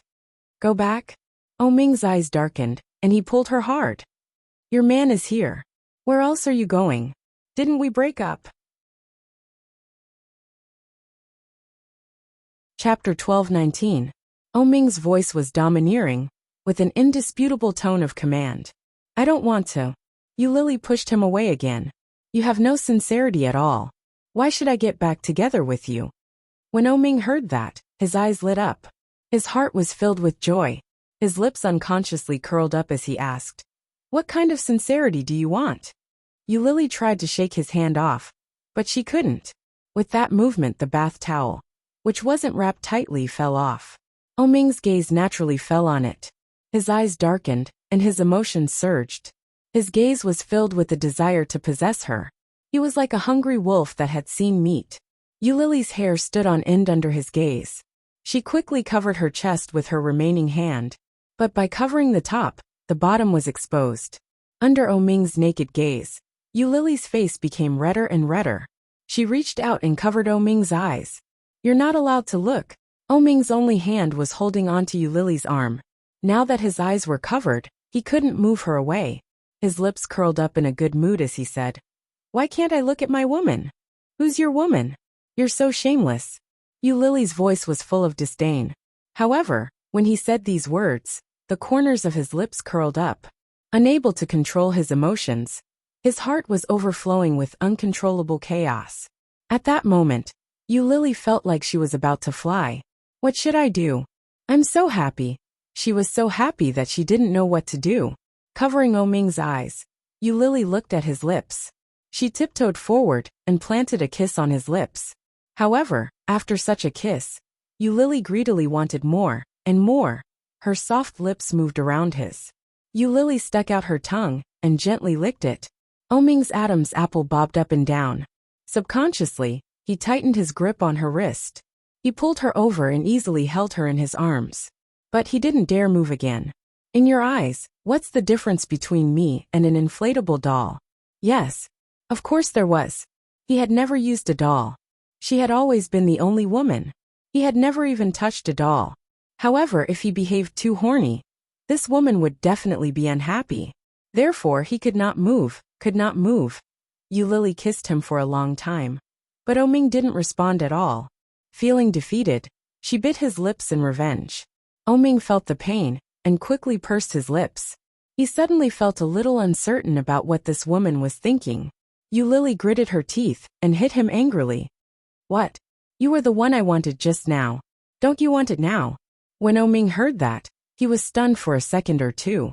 Then he asked carefully, can I? Lily felt even more suffocated. She had already taken the initiative to this extent. And he actually asked her if he could? How come I've never seen him so honest before? Annoyed, Lily pushed him away forcefully and shouted, no. Ming was caught off guard and stumbled, but he immediately curled his lips into a smile. He pulled her back and threw her onto the bed. Chapter 12:20. The pair of eyes in front of her were as bright as the stars, bright and full of spirit. Such a pair of eyes. This is Ming. Lily's heart quietly rippled with joy. She quickly pushed him away and shouted, get lost. Together. Lily turned over and was about to crawl away, but Ming quickly put his arm around her shoulders. Ming was not wearing any clothes. He pressed her under his body, and his hot lips fell on her smooth white back. Lily turned her head and saw that his left hand was still in a cast. She quickly calmed down. Ming also clearly noticed her gaze. He leaned forward and kissed her gently, whispering, it's okay. Does it hurt? It doesn't hurt. Really? Yeah. Ming gently pressed her against him. Really? His lips reached out and kissed her neck. His movements were gentle and slow. The feeling of numbness spread all over her body little by little. Lily was lying on the bed. Under his gentleness, she couldn't help but raise her head and squint her eyes. She reached back and put her arms around his neck. Ding dong. The doorbell rang. Ming's movements froze. At the same time, Lily was also stunned. Turning to look at the door, Lily and Ming looked at each other. They both thought of the same person at the same time. Ding dong. The doorbell rang again, and it sounded a little hurried. Yulili quickly got up and pushed Oming away. After rolling over, she pulled the quilt over her body. She was naked, so of course she couldn't go out to see anyone. But her clothes were just soaked. Yulili was a little worried. She looked at Oming and asked, "What should I do?" Oming looked at Yulili, narrowed his eyes and asked, "You and Shinjilia are together again?" When Yulili heard that, she felt even more confused. She immediately retorted, "How is that possible?" She became even more annoyed. "What do you mean by again? I've never been with him, okay? Then why do you look like you're having an affair?" Oming looked at her with disgust. Then he leaned forward, squinted his eyes and whispered, "Isn't it normal for us to be together? Even if we do something, it's none of his business." The doorbell rang twice more, and this time, it sounded even more urgent than before. "I can't. We broke up." Everyone knew that they had broken up. If this was seen, how embarrassing it would be. When Oming heard that, he became even more unhappy. He bent down and looked down at her face. He narrowed his eyes and asked, "When did you break up again? Have you forgotten what you said in your house?" Yulili didn't look scared at all. She stared at him and asked, "Do you dare to remember what you said at that time?" "I forgot." Oming pulled her up. "Don't remember that kind of thing. I had no choice but to say those words. At that time, I thought I would be blind for the rest of my life. My mother didn't like you, and I didn't want to hold you up, so Yulili had already guessed it, but she hadn't expected Oming to explain it in such a way. Yulili pursed her lips and was about to say something when the phone in her bag rang. Without a doubt, it was Shinjilia. Yulili covered her body with the quilt and bent over to pick up the bag that had fallen on the ground. Before she could pick it up, Oming picked it up. He looked at it and saw that it was indeed Shinjilia. Chapter 12:21. Yulili was shocked. When she was about to grab it, she heard a voice coming from the other side. "Lily," it was Shinjilia's voice. "Yulili is taking a shower," Oming said calmly as he walked away. As he spoke, he didn't forget to glance at Yulili. Yulili's face quickly turned red, and she shut her mouth and didn't speak. "Shower?" "In Oming's room." "Shower? What does that mean?" "Yeah." Oming didn't even blink when he talked big. He waved his hand at Yulili and motioned her to go to the bathroom. "I'll open the door for you now." "Wait a minute. Why didn't you open the door just now? I just pressed the doorbell for so long. If you wanted to open the door, you could have already opened it, right? Or, you." Oming put on his bathrobe, tied it, and walked toward the door. When Yulili saw that he was really going to open the door, she covered the quilt and was about to go crazy. She quickly jumped out of the quilt and ran toward the bathroom. At the same time that the bathroom door was closed, Oming opened the door of the room. Shinjilia immediately rushed in at the same time that he opened the door. He looked around, and finally his eyes fell on the door of the bathroom. When he got closer, he heard the sound of water coming from inside. Shinjilia was angry and looked at Oming. Oming was wearing a white bathrobe and holding a mobile phone in his hand. His eyes were unfocused, and he didn't know where to look as he closed the door. But there was an indescribable pride in his expression. Shinjilia felt something was wrong and gritted his teeth. "Why is she taking a shower here?" "She was wet," Oming said concisely. When Shinjilia heard this, his expression was even more desperate. "What? What, Oming?" Shinjilia stepped forward angrily and grabbed the collar of Oming's bathrobe. "What did you do to her?" Compared with Shinjilia's excitement, Oming seemed much calmer. His gaze was unfocused, and he wasn't looking in any direction. However, such an expression seemed more like a provocation. "What can I do? I can't see and my hand is broken. What else do you think I can do?" When Shinjilia heard that, he felt that it made sense. Her heart relaxed a little, and she unhappily let go of Oming and pushed him away. Oming straightened his collar and said calmly, "Why don't you ask her what she did to me? Why is it wet?" Shinjilia, who had finally managed to calm himself down, became even more furious. He roared, "Oming! Wet showering, doing something to him. Could it be? Yulili went by herself. No, it can't be. Yulili is not that kind of woman. Why are you so excited? I'm so scared that I don't even dare to say it. Although he said that, he didn't seem afraid at all. Instead, it was filled with provocation. Shinjulia calmed himself down and asked, "What do you mean by that?" "She helped me take a bath and accidentally got herself wet. So now she's taking a bath. Is there a problem?" Shinjulia's expression darkened, and he asked, "Help you bathe?" Chapter 12:22. Undressing, putting on clothes, showering, and wearing underwear, isn't that? Shinjulia couldn't even imagine that scene. He couldn't accept it. The woman he liked was helping another man put on his underwear. And they used to be boyfriend and girlfriend. Who could stand that? Stepping forward angrily, Shinjulia reached out and grabbed Oming's collar again. He gritted his teeth and roared, "Oh, are you shameless? You let a girl do this for you. And you said it so loudly. What do you think you Lily is?" Oming was grabbed, but he didn't have much of a reaction. Hearing that, he laughed and said, "I didn't say it very loudly, did I? Why did you have such a big reaction? You Lily is my girlfriend. Isn't it normal for her to help me bathe and dress?" Bah! Shinjulia couldn't stand it anymore, and his spittle splashed out. The smile on Oming's face disappeared. He reached out and wiped his face, pushing Shinjulia away. "Mr. Shun, don't go too far." "Who is the one who went too far? Didn't you break up? Why are you still so entangled? Why? Is it because you're blind that the women who used to be entangled with you don't want you now? So you can only pester you Lily, right?" Shinjulia sneered. "That's right. Who can stand your mother's mouth? Both mother and son have the same mouth. Serves you right that no one wants you." The bright smile on Oming's face had disappeared, and it was replaced by an inexplicable smile. A pair of eyes looked forward without focus. Shinjulia knew that Oming couldn't see him, but he inexplicably felt a sinister chill. Oming looked calm and said, "In the face of the crazy bark of a loser, I can only give you sympathy." "You!" Shinjulia's heart suddenly began to explode. He raised his fist and punched Oming's face in front of him. However, before his fist landed, he heard the sound of the bathroom door being opened. Shinjulia's movements stopped abruptly. He turned his head and looked over. The first thing he saw was a snow-white shoulder. Before he had time to see more, he heard Lily scream, and then the sound of the bathroom door being slammed. Lily did it on purpose.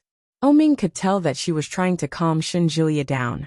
Shinjulia had no idea what was going on. He stared at the door of the bathroom, and his mind was filled with images of fair skin. Her white misty skin was beautiful. Tempting and beautiful, it lingered in his mind. Shinjulia felt his mouth go dry. Suddenly, a huge force came from his side. Shinjulia staggered and fell to the ground. "Ouch!" Shinjulia screamed. He looked up and cursed. "Oming!" "Shinjulia!" Lily's voice came from the bathroom. Shinjulia was at the door of the bathroom. When he heard the voice, he looked up and replied, "Here. Is Yi Chanqian back? Can you ask her to bring me a set of clothes? My clothes are all wet." When Shinjulia heard that, he immediately realized that Oming must have done it on purpose. Chapter 12:23. Shinjulia quickly left. After Oming closed the door to the room, he knocked on the bathroom door and said, "Let's go. Open the door and let me in." "No. I don't have anything to wear. It's not like I haven't seen it before. Open the door. I have a secret to tell you." Lily's back was against the bathroom door. She felt a little chilly without any clothes on. When she heard Oming's words, she hesitantly opened the door. Unexpectedly, Oming suddenly came in and held her with one arm. He lowered his head and kissed her on the lips. Lily was completely unprepared for such a surprise attack. Her eyes widened, and her hands were on Oming's chest. She struggled a little. Unexpectedly, Oming let go of her at once. Looking at her arms that were half covering her body, his eyes darkened. Shinjulia saw it just now. Saw it? Lily was stunned, but she quickly understood what Oming was talking about. Lily blushed. She could clearly see the displeasure in Oming's eyes, and the obvious jealousy that surrounded him. Oming felt even more annoyed when he saw her delicate behavior. He pushed her against the sink and asked, "Why did you suddenly open the door? I can solve it myself. I heard that the situation wasn't right, so you opened the door and let the guy see? Oming gritted his teeth in anger and pinched her nose. The guy's face changed when he saw it. It was like a male dog in heat. I only stretched out my hand. I shouldn't have seen anything. You're still talking. I saw it all. Thinking of how Shinjilia had seen her bare shoulders, her heart felt like it had been scratched by a cat. Really? Yulili felt a little guilty and shrank her neck. Seeing her like this, Oming felt even more depressed.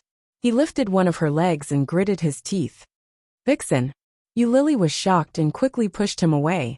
She shouted, "What are you doing? They'll be here soon." Oming hugged her tighter and kissed her neck.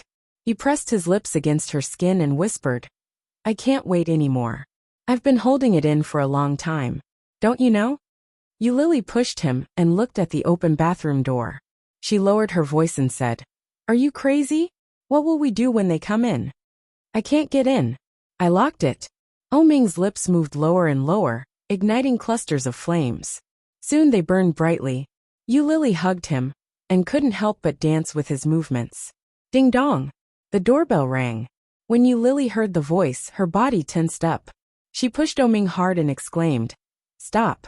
They're coming." But Oming didn't care. He pressed her against his waist and sank. Ding dong! Ding dong! She subconsciously clenched her fists. Listening to the hurried doorbell, she pushed him harder and harder. Unexpectedly, Oming acted as if he couldn't hear it. He lowered his head and kissed her lips. His actions were rough but gentle. Inadvertently, it had stirred up layers of emotions. The wonderful feeling made her want to cry out. Yulili reached out to cover her mouth. Her breath was heavy and lingering with the man in front of her, but she didn't dare to make a sound. Chapter 12:24. After all, there was a door between them, so the sound was not loud. But when she heard the sound, Yulili felt even more guilty, and she felt even more excited. Oming looked up and saw Yulili's expression of pleasure, pain, and anxiety. He smiled and was quite proud of himself. He forcefully removed Yulili's hand from her body and slammed it into her with all his might. Ah! Yulili couldn't hold back, and her throat let out a broken gasp. But she quickly bit her lower lip and lay on him to stop herself from making a sound. Ding dong! Ding dong! Ding dong! The doorbell kept ringing, and it became more and more urgent and frequent. Shinjilia was outside, banging on the door and shouting, "Damn blind man, open the door. I'm here to deliver clothes." It sounded like he was really angry. Yulili looked up and pushed him. She gasped and whispered, "Hurry up." "All right." Oming's lips curled into a smile. His already heavy movements became faster and faster. Yulili couldn't stand it anymore, and her breathing became more and more rapid. "Ah, slow down." Oming chuckled and slowed down a little. He whispered in her ear, "Tell him to stop knocking. It will affect my normal performance."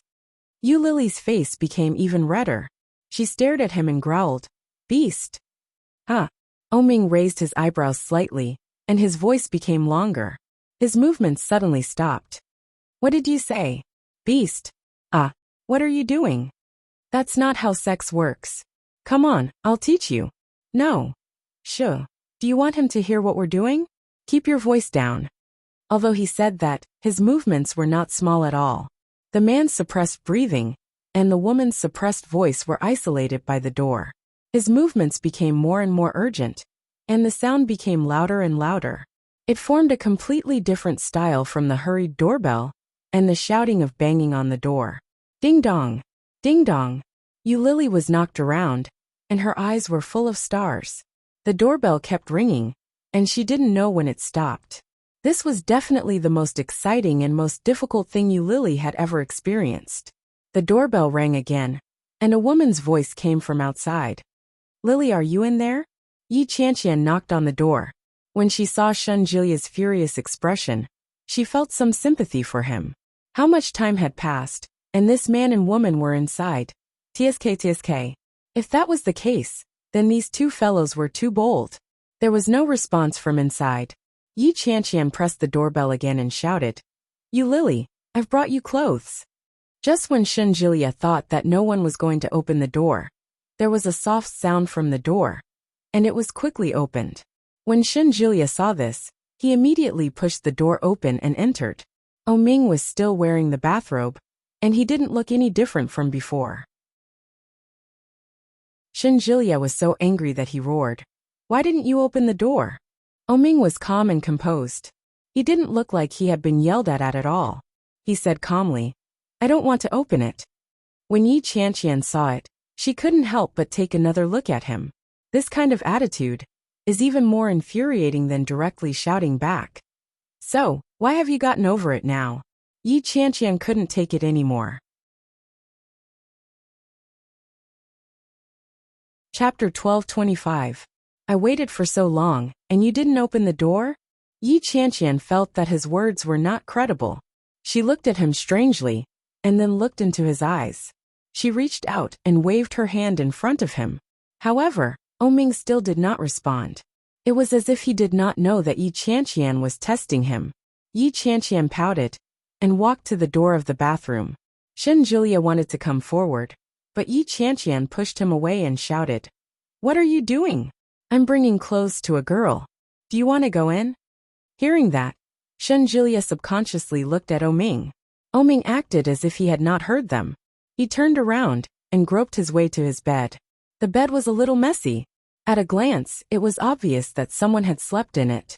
However, whether it was one person or two people who had lain on the bed, that would be thinking of this. Shinjilia was even more angry. If he had known this would happen, he would not have been so soft-hearted. Asking Yu Lily to take care of this guy was like sending a sheep to the tiger's mouth. Yi Qianqian knocked on the bathroom door and shouted, "Lily, it's me." The bathroom door opened quickly. Yu Lily reached out her hand and said, "Why are you so late? No one opened the door. We can't come in." Yi Qianqian was a little angry. She pushed the door and wanted to squeeze in. "But you anyway, your ex-boyfriend can't see you. You can just open the door. People who don't know will think you are doing something in there." This was a half-truth, half-lie, mixed with a bit of testing. When Yu Lily heard this, she immediately thought of what had happened, and her face suddenly became hot. That guy is so hateful. She had specially washed it with hot water and washed the sink, for fear that someone would find any traces when coming in. This must be a guilty conscience, right? Or a secret affair? Thinking of this, her face became a little hot. "I'm doomed. I can't let Yi Qianqian see this." He reached out and pushed Yi Qianqian out. "Don't come in. Just give me the clothes. What are you afraid of? We are all women. You have clothes and I have clothes." As Yi Qianqian spoke, she subconsciously turned her head to look at Shinjilia. She found that Shinjilia obviously cared and wanted to come in. She felt a little sympathy.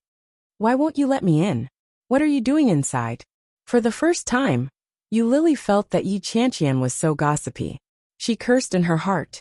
However, since she had already said so much, if she still blocked the door and refused to let her in, it would undoubtedly arouse more suspicion. Yu Lily thought about it and loosened her grip. Yi Qianqian pushed the door open and walked in. She found Yu Lily hiding behind the door with a red face. She was a little surprised and asked, "Why is your face so red?" Yi Qianqian's words made Yu Lily's heart tremble. However, he quickly pretended to be calm and snatched the clothes from Yi Qianqian's hands. He glared at her and said, "I don't have clothes to wear, so I had to turn the hot water to the maximum. How could I not turn red?" Yi Qianqian was skeptical. She looked her up and down. It seemed that other than her skin being fairer than hers, her breasts being bigger than hers, and her waist being slimmer than hers, there was no other difference. Feeling Yi Qianqian's gaze on her, Yu Lily suddenly felt lucky that Ming was a little more anxious than usual. Chapter 12:26. She flipped through her clothes and found that they were all there. Under Yi Qianqian's gaze, Yu Lily felt uneasy. She pushed her and said, "What are you looking at? You have them, so do I." "Yes, but they're not the same." Yi Qianqian turned her head away and said, "Go inside and put them on. I'm going out. I failed to spy on the enemy. It seems that there's nothing. Shinjilia is thinking too much." After she went out, Yi Qianqian looked at Shenjilia and shrugged. Well, it's late. Go back to sleep. I'll go back with Lily. I'll wait for you. It's not good for a girl to stay in a room with a man. Shenjilia's eyes were full of vigilance. He looked Oming up and down with obvious disdain. Oming leaned against the headboard and ignored him. Soon the bathroom door opened, and Yu Lily came out. Her hair was half wet and stuck to her head. As soon as she came out, she met Yi Qianqian's and Shenjilia's eyes. She felt her scalp go numb. You come here. Oming suddenly said and sat up. Oming suddenly opened his mouth and sat up. His blank eyes were unfocused, and he didn't know where to look. Yu Lily saw it clearly and silently gave Oming's acting a thumbs up. But how could she go over? Now that they had broken up, they had to find a logical time to get back together. Ignoring Oming, Yu Lily turned around and took Yi Qianqian's hand. Let's go back. Yes, that's normal. Shenjilia breathed a sigh of relief and turned his head to look at Oming provocatively. Oming looked a little angry, but he still clenched his teeth and didn't say a word. Let's go. Have an early rest, blind man. We're going back to Kingstown tomorrow. Stay by yourself. Shenjilia waved his hand and followed Yi Qianqian and Yu Lily. Yu Lily didn't look back. Shenjilia noticed this small detail, and he finally relaxed after a whole night of anxiety. Behind the two women, and in front of the blind man, Shenjilia didn't hide his emotions. His mood was clear at a glance. Oming watched him go out, narrowed his eyes and chuckled.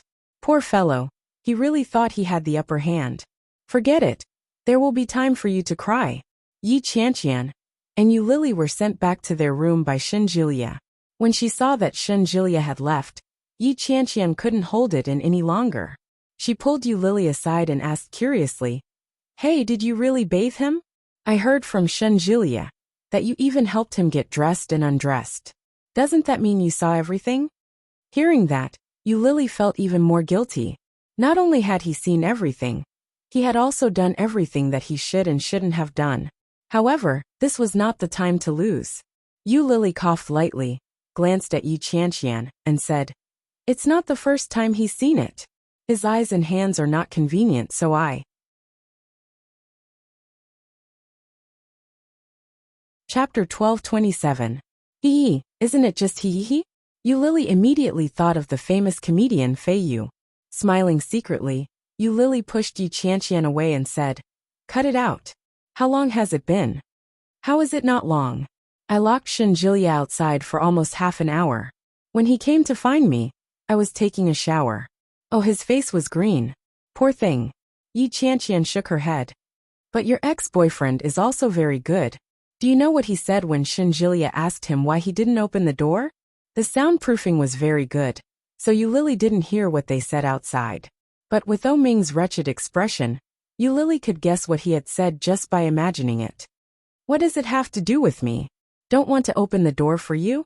Yi Qianqian gave her a thumbs up. Then, she mimicked Oming's expression and tone and said calmly, I don't want to open it. Yu Lily smiled, and looked as if she had expected it. She reached out and patted the pillow behind her. Go to sleep. It's getting late. Yi Qianqian squinted and looked at Yu Lily suspiciously. Your expression doesn't look like it when you talk about your ex. Don't tell me you.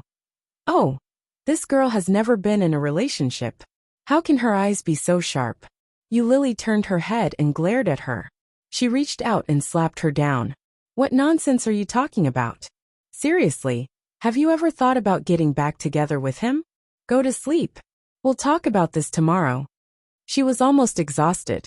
She had gotten up early, and she had been dragged into the bathroom.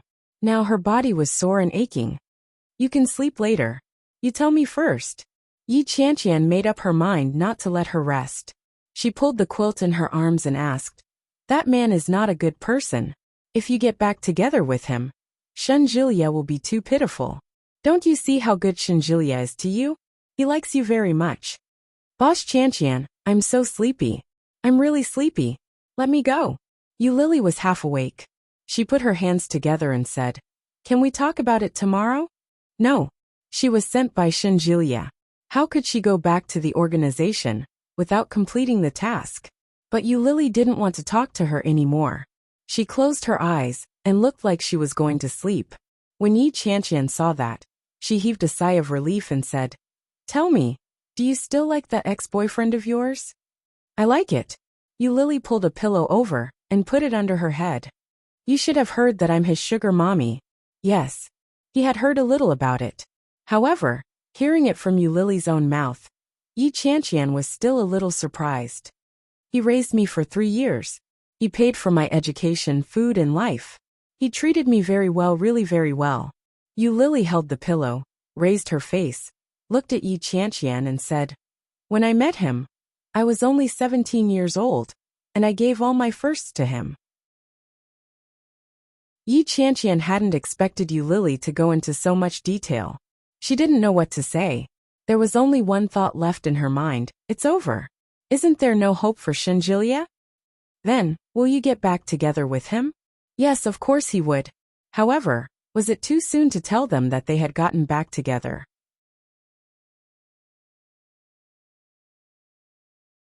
Chapter 12:28. When Yi Qianqian heard that, she immediately felt a little strange. Especially when she saw Yu Lily's serious expression, there was an indescribable feeling in her heart. This is the legendary envy, jealousy, and hate. Enough! Yi Qianqian couldn't hold it in anymore. She reached out with both hands and pushed Yu Lily away. With a disgusted look, she said, "Enough! You reek of love from head to toe. Disgusting!"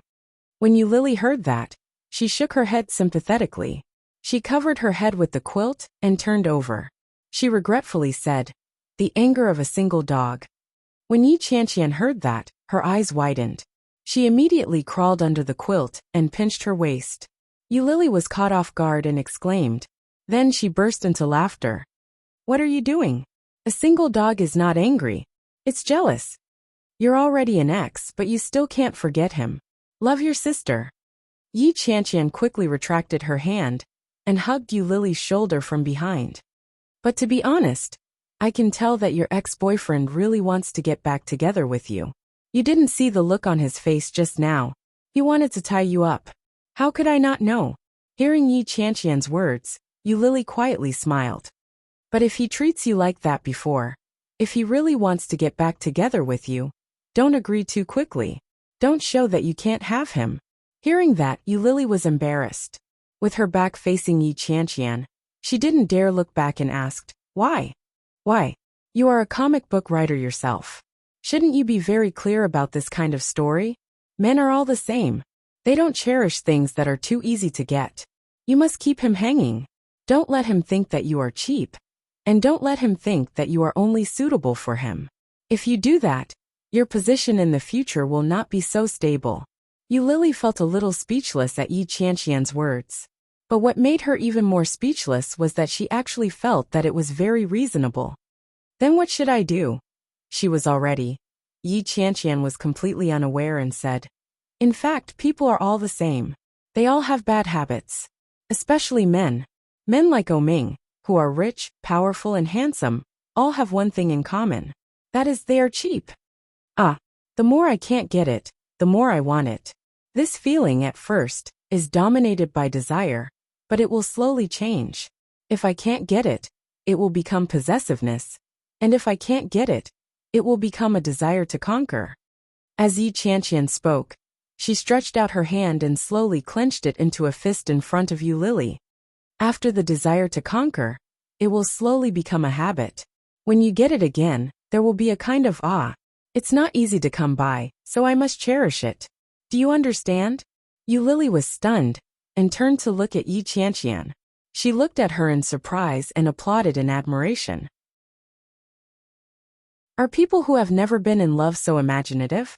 It's really great.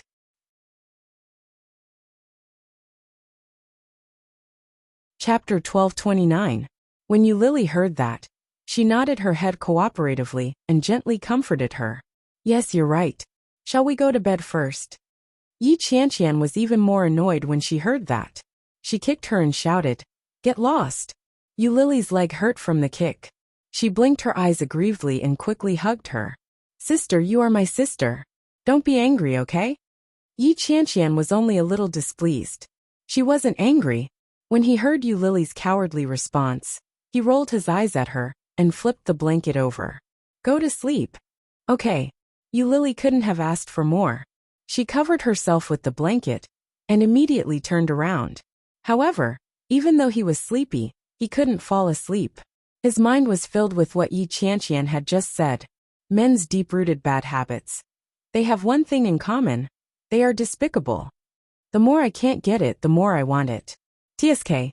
Although Yi Qianqian didn't have any actual combat experience, she had to admit that the experience she had gleaned from the gossip was King reasonable. Yi Qianqian knew that she wasn't asleep, so she ignored her and closed her eyes to sleep. Suddenly, the phone that was charging on the bedside table rang. Then came the second, third, and fourth sound. Lily covered her head and pushed Yi Qianqian. Cell phone. Yi Qianqian reluctantly crawled out from under the covers and picked up her cell phone. Just by looking at it, he straightened up and rolled on the ground like a carp. Lily was shocked by Yi Qianqian's reaction. She raised her hand and slapped her across the face. What are you doing? Yi Qianqian wasn't in the mood to argue with Lily. She read the message again and again, and her heart could no longer calm down. When Lily saw her serious expression, she climbed up and asked, "What's wrong?" "My sister, Yu, the little actor who had just risen to fame." Yi Qianqian didn't look too good. She looked at Lily with a grave expression and said, "You're injured." Lily was also shocked. She took the phone from Yi Qianqian. It was Yi Qianqian's father. "Daddy. Qianqian, where are you now? Yo-Yo got hurt at work. It seems pretty serious. Daddy, I want to see her. Come with me." Below was a piece of news sent by Yi Qianqian's father. The headline was striking frowny face that was close. Yi fell from a wire during filming and was sent to the emergency room in the middle of the night. Looking at the time, it was tonight. He clicked on it and saw what had happened at 9 o'clock in the evening. There was also a picture in the news. The red bloodstain looked shocking. Yi Qianqian had already gotten up to change her clothes. She said, "I'm going back now. My father must be very anxious. I have to go back with him to see my sister." "Are you crazy? It's already past 11 o'clock. Where would you find a car to take you back? Furthermore, Yi is filming in the studio. She must be sent to a nearby hospital. Even if you go there now, you won't make it in time." Yi Qianqian froze when she heard that. Lily took the opportunity to calm her down and said, "The most important thing for you now is to let your father settle down. Tomorrow morning, you'll take the plane to H City where she lives." Yi Qianqian thought about it and nodded. She picked up the phone and called her father. Yi's incident had caused quite a stir in the industry. For a moment, there was a lot of discussion, and it also became a little popular on Weibo.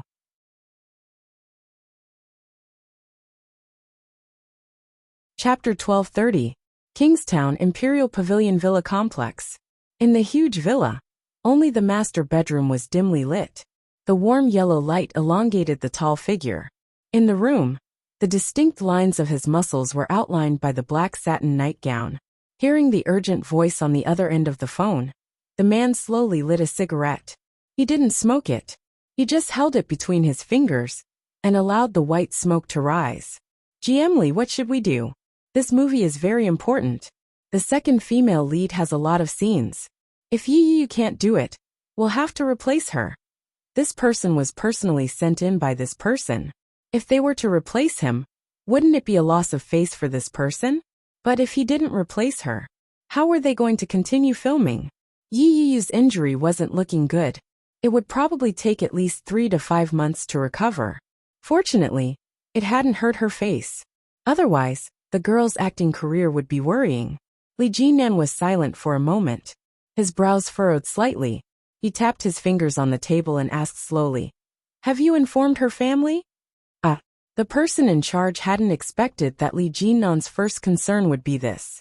After thinking for a moment, he said, "I've informed them. I think her husband and parents have been informed." "Got it. Keep an eye on her, and try your best to satisfy her needs." Yes, but the director of this movie is asking for your opinion. Should we replace her or..." "Replace who?" "There's a pretty good actress in our company recently. She's as famous as Yu. She has already gone to the director for an interview. She can replace Yi Yu's position. It was obvious that they had already prepared everything, and were just waiting for his help. Li Jinan suddenly chuckled. He flicked the ash from his cigarette and said, "Replace her." Yes. The person in charge finally breathed a sigh of relief. "I'll make the arrangements then. Goodbye, GM Li." Li Jinan couldn't be bothered to talk nonsense. He hung up the phone and tossed it onto the bed. With the cigarette between his fingers, he lay down on the bed. "Yi Yu is injured." Li Jinan reached out and massaged his temples. Even he didn't know what he was feeling. She was the first woman. The only woman. But she was already married. The reason Li Jinan hadn't had any direct contact with her recently was to avoid arousing suspicion. However, the care he gave her behind the scenes was also a source of gossip. Many people were guessing whether the CEO of NC was interested in this small celebrity. Gradually, the rumors started to spread. Even Qin Shuhua came to ask him if he had anything to do with the girl. It wasn't easy for him to get away with it, and now something like this happened. If he specially went to H City to see her, it would definitely cause trouble again. With a heavy sigh, Li Jinnan's temples throbbed. Yi Yu's injuries weren't light, but they weren't serious either. He had a concussion from the fall, and was still in a coma. His leg bone was slightly fractured, and there were many abrasions on his body. It looked like he was covered in blood, but fortunately, it was not serious. Yi Qianqian had caught the earliest flight over. When she heard that Yi Yu was well, she immediately reported it to her father. Unexpectedly, Yi Qianqian bumped into a familiar face as soon as she returned from her phone call.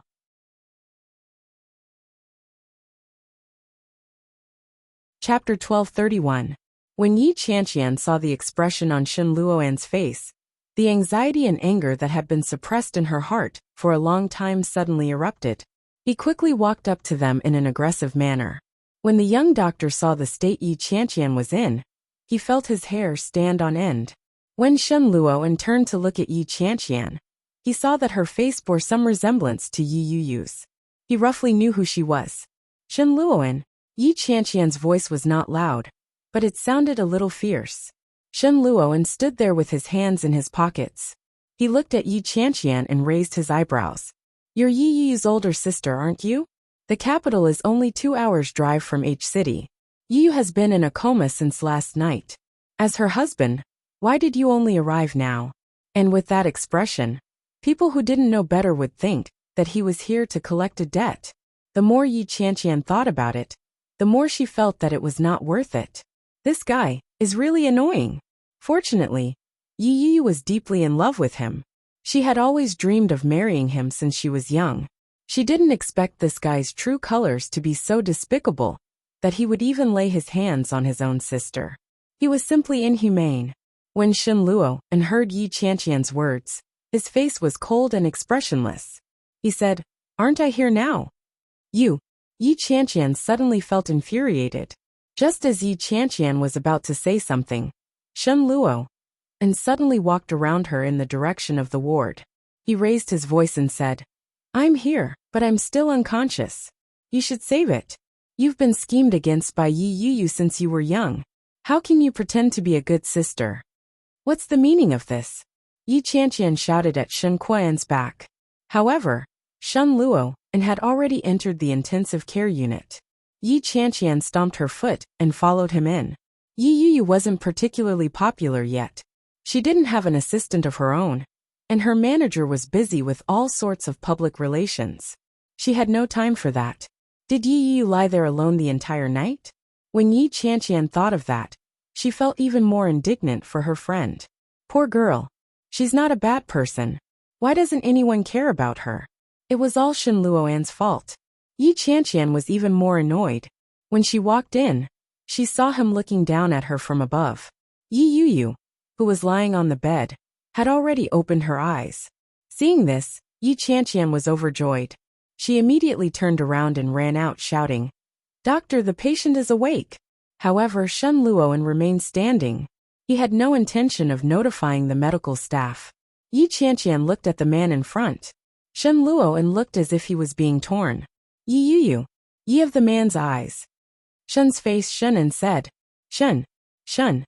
The man in front of her was expressionless. Other than the coldness in his eyes, there was nothing else. I said, Yi said, I Shun was Shunan.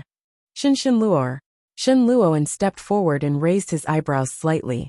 I thought I'd see your corpse when I came here. I didn't expect that to be the case. Yi Yin Shun felt. Shun felt. Qian was. The sound of the heartbeat machine beating rapidly was a far cry from the previous calmness. Chapter 1232. Yi Yu's eyes turned red, and tears began to flow. Looking at the man in front of her, Yi Yu's heart, which had finally calmed down, began to ache again. Shun Luoan. Yi Yu's voice wasn't loud, and it sounded weak. As she spoke, her head hurt uncontrollably. It was as if the vibration of her vocal cords was stirred. Yi Yu couldn't help but squint her eyes. She felt as if she was going to faint again. Huh? Shun Luoan's face was full of surprise. He smiled warmly, but his eyes were cold. Now you don't even call me Brother Luoan? You can't pretend anymore? Yi Yu's head was buzzing. She stared at Shun Luoan, and tears slipped from the corner of her eyes. The sound of footsteps could be heard from outside. Soon a doctor and nurse came in. Yi Qianqian followed closely behind, and looked at Yi Yu. Yi Yu's eyes seemed to be nailed to Shun Luoan. She couldn't look away. Shun Luoan's eyelids were gently closed, and an inscrutable smile hung on his lips. He put his hands in his trouser pockets and turned to walk out. The abnormal heartbeat on the heartbeat monitor revealed her mood swings. Yi Qianqian watched Shun Luo and walk out, and felt a little regretful. If I had known, I wouldn't have let him in. Seeing Shun Luoan walk out, Yi Qianqian followed him. Shun Luoan heard the footsteps behind him and suddenly stopped. With his back turned, he said, Since you are Yi Yu's sister, I'll have to trouble you for the next few days. I still have things to do. I'll pay the hospital fees until she's discharged. In other words, he doesn't intend to stay here to take care of Yi Yu? Yi Qianqian's eyes widened, and she flew into a rage. She is your wife. Where are you going to fool around? What could be more important than your wife's life? Wife. Shun Luoan seemed to have heard a joke. He chuckled and turned to look at Yi Qianqian. He raised his eyebrows slightly.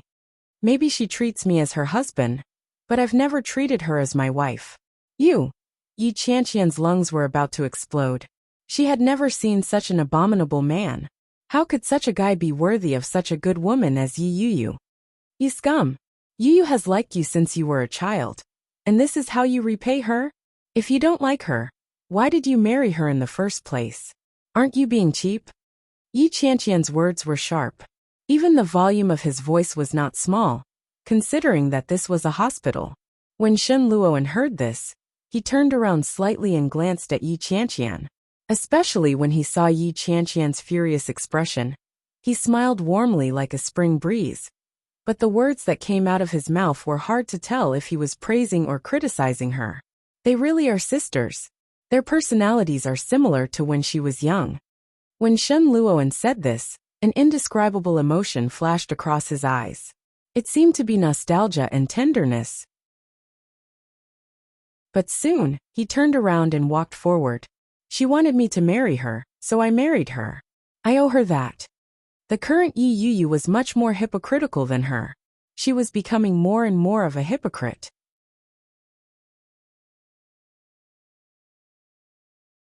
Chapter 1233. Did I not take responsibility?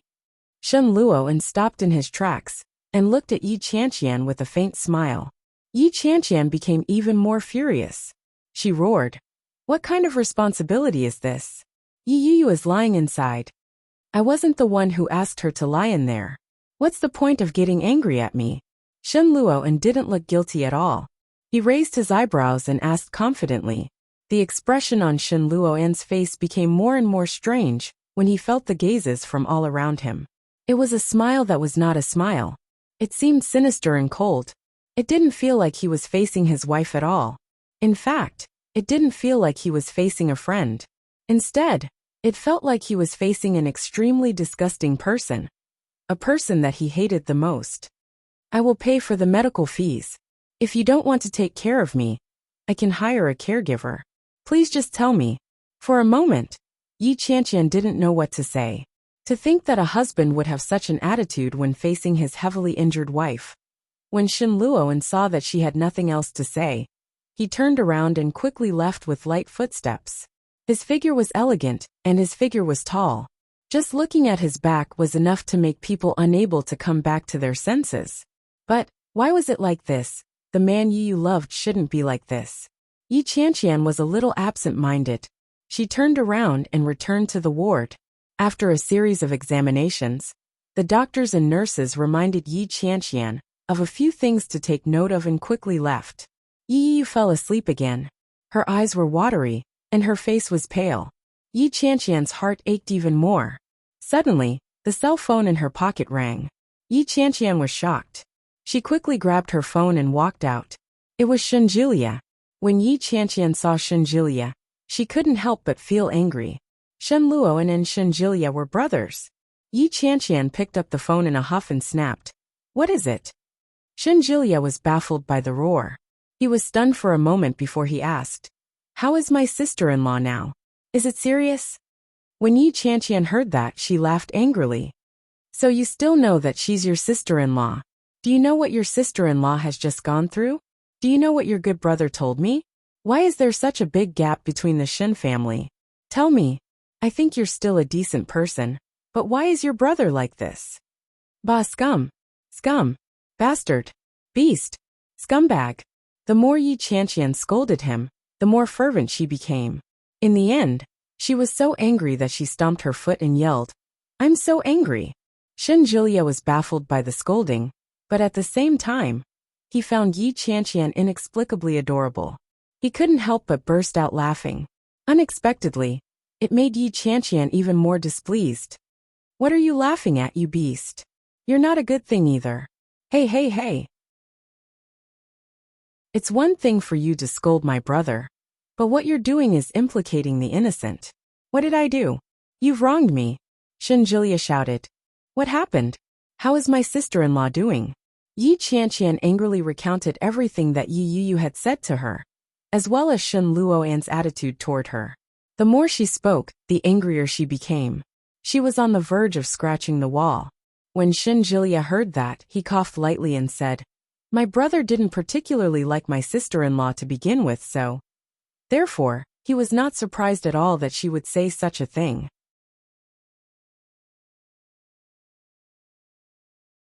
Chapter 1234.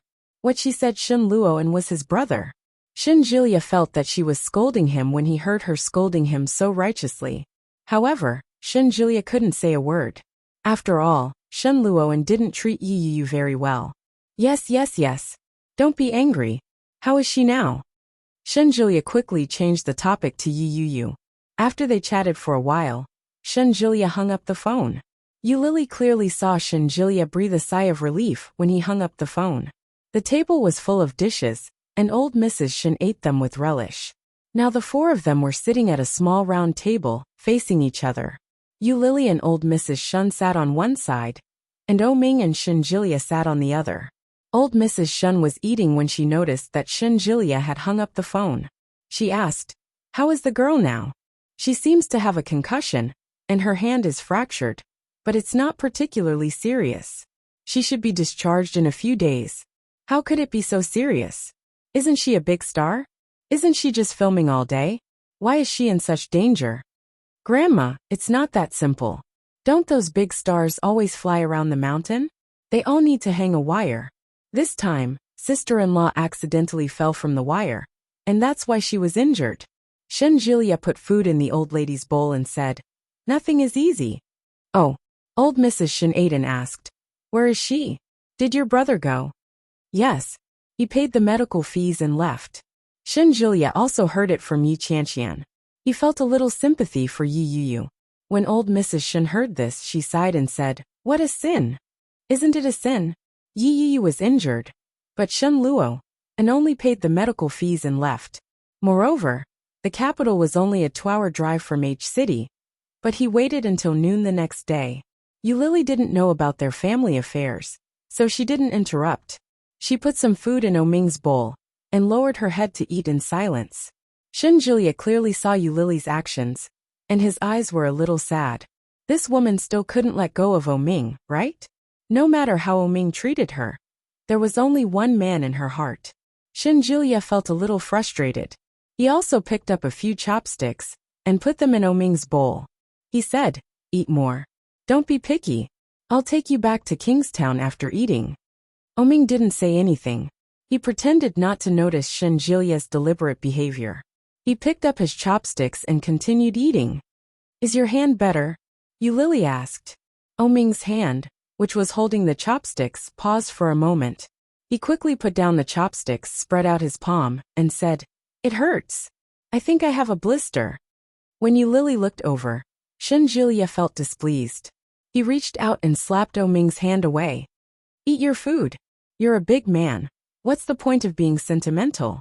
It's fine as long as you can use it." Oming curled his lips and said, "You're jealous." "Jealous my ass. Let's eat." Shinjulia shoved his chopsticks into Oming's hands. He was extremely unhappy.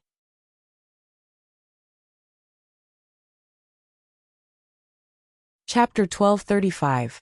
Oming had already expected this. Shinjulia couldn't wait to send him away. When he heard this, Oming wasn't surprised at all.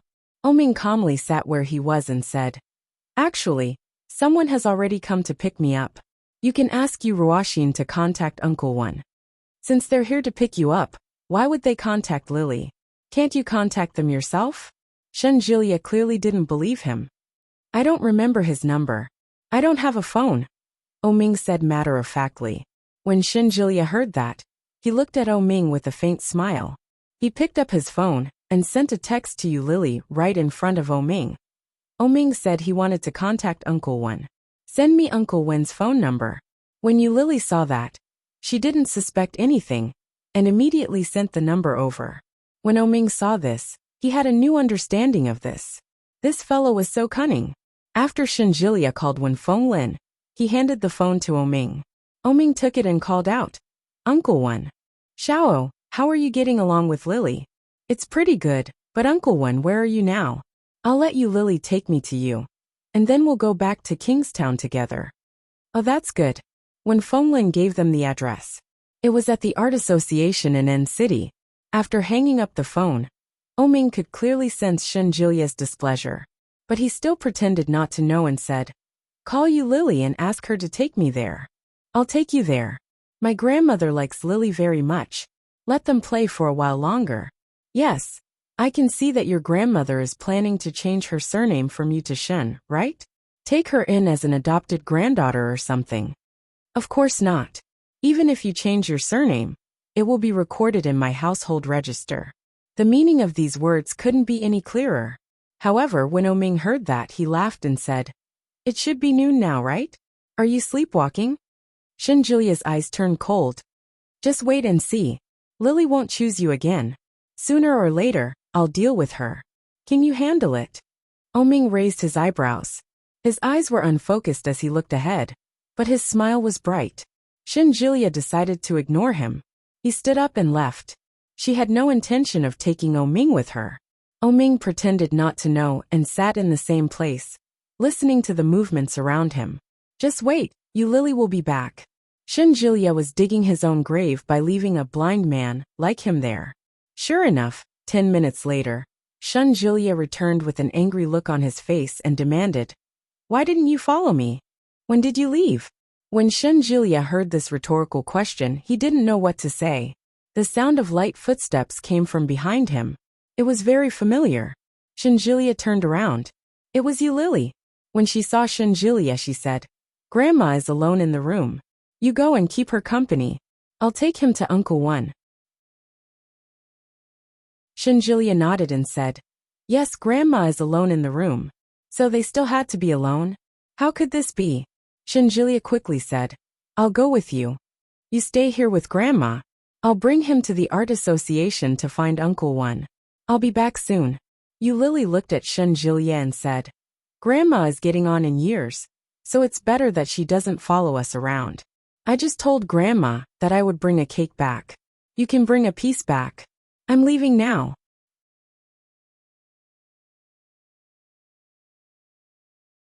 Chapter 1236.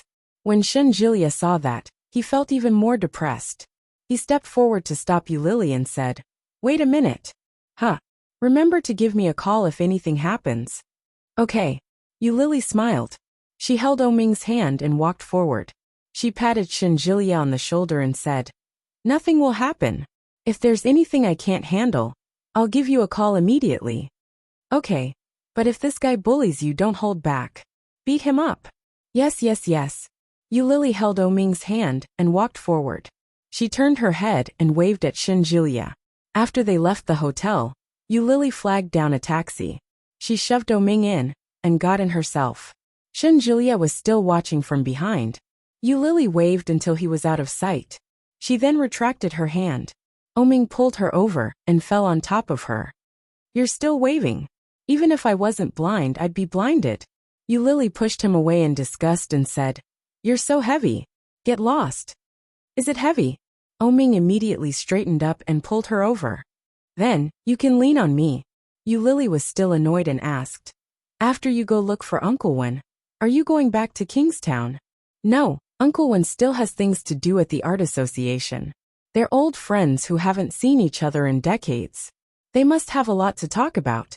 We'll just find a comfortable hotel nearby to stay. Let's go together."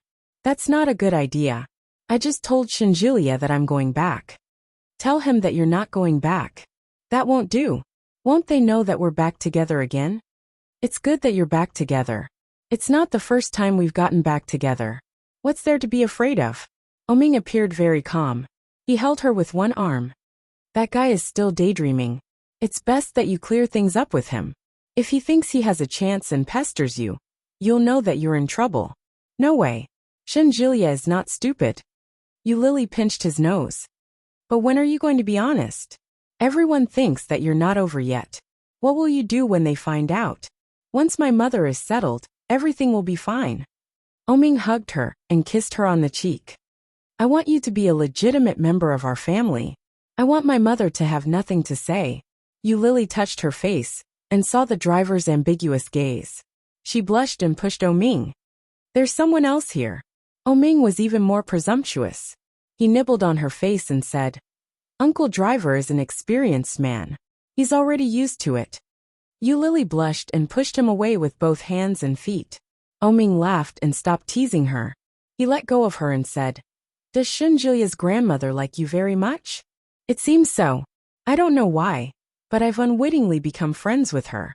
Yulili was in a passive position when it came to this friendship that spanned generations. "Why are you suddenly asking about this?" "I was thinking, since she likes you so much, you can ask her for help." "What?" Oming did not answer. He turned to look at Yulili and said, "I sent someone to investigate your background. After nearly half a year, I finally found some clues." Yulili was stunned. "What clues?"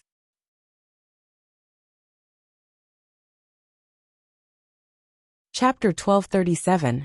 Hearing that, Yulili held her breath and looked at Oming in disbelief. "You found her?" 25 years ago, there were no closed roads everywhere near the orphanage. It was very difficult to find an abandoned baby in a situation where no one saw it. It went without saying how difficult it was. But Oming could find her. "Yes, I found her." Oming reached out and gently touched her cheek. "She's doing well." "Is it the woman who gave birth to me?"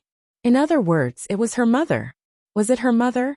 The word mother was too far away from Yulili. It was too far away. She had never said that word since she was a child. She thought that such a person should have died long ago. She didn't expect that Oming would find her. Oming could clearly sense Yulili's emotional turmoil.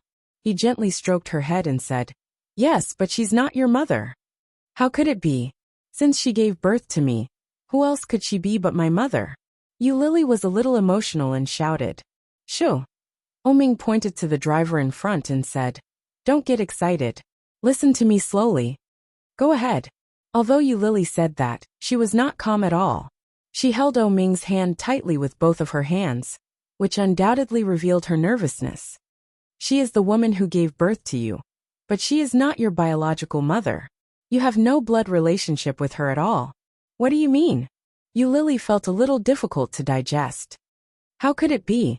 She is a surrogate mother. Back then, she helped someone else give birth to you.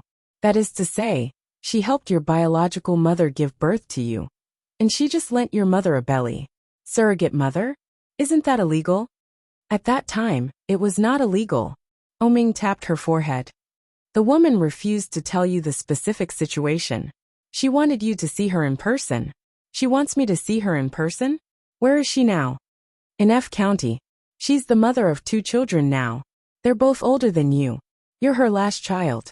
After you were born, your biological mother didn't come to look for you. With her living conditions, it was impossible for her to raise a child who was less than a month old. Oming stroked her hair and continued. Back then, the cold wave was very strong, and F County was just a small village. There were originally 3 children, but one froze to death. Was that why he had abandoned her? The year she was born, the cold wave had indeed frightened many people. It was a rare snowy day in 100 years, yet she managed to survive. What about my biological parents? Where are they? Eulili couldn't tell what she was feeling. At this moment she was sad, and even looking forward to it. What were they expecting?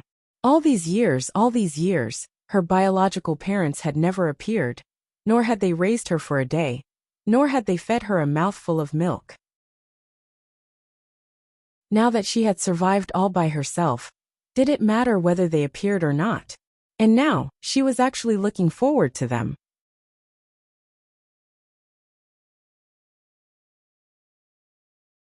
Chapter 1238.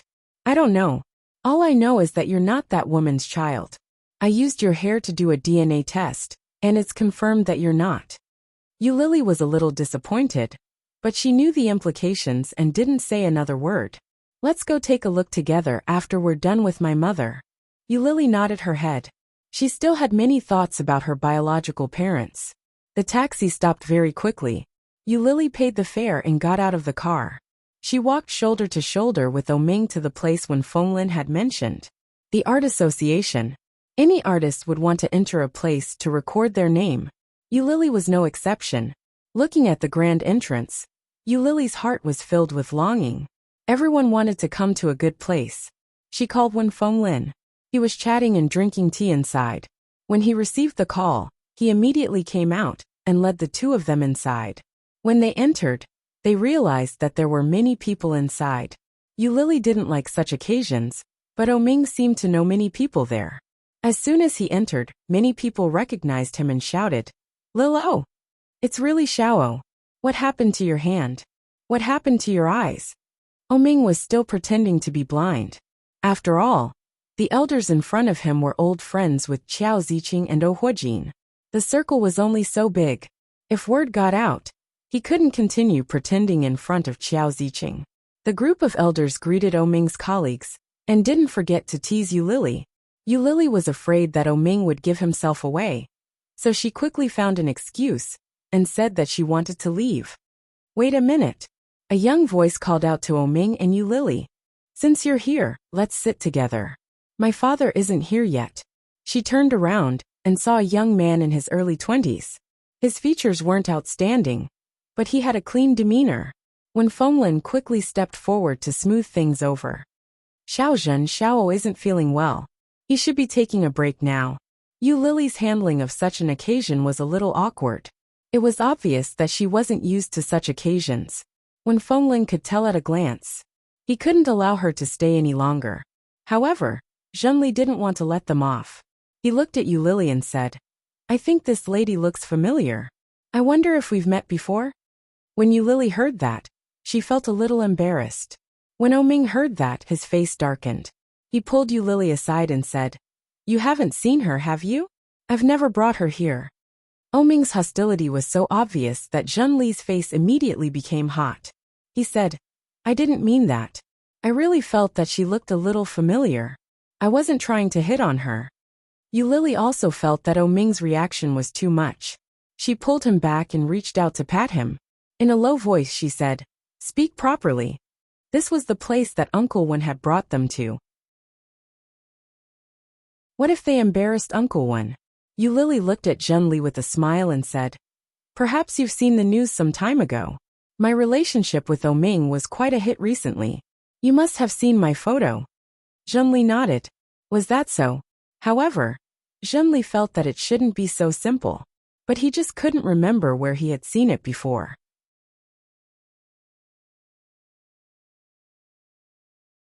Chapter 1239.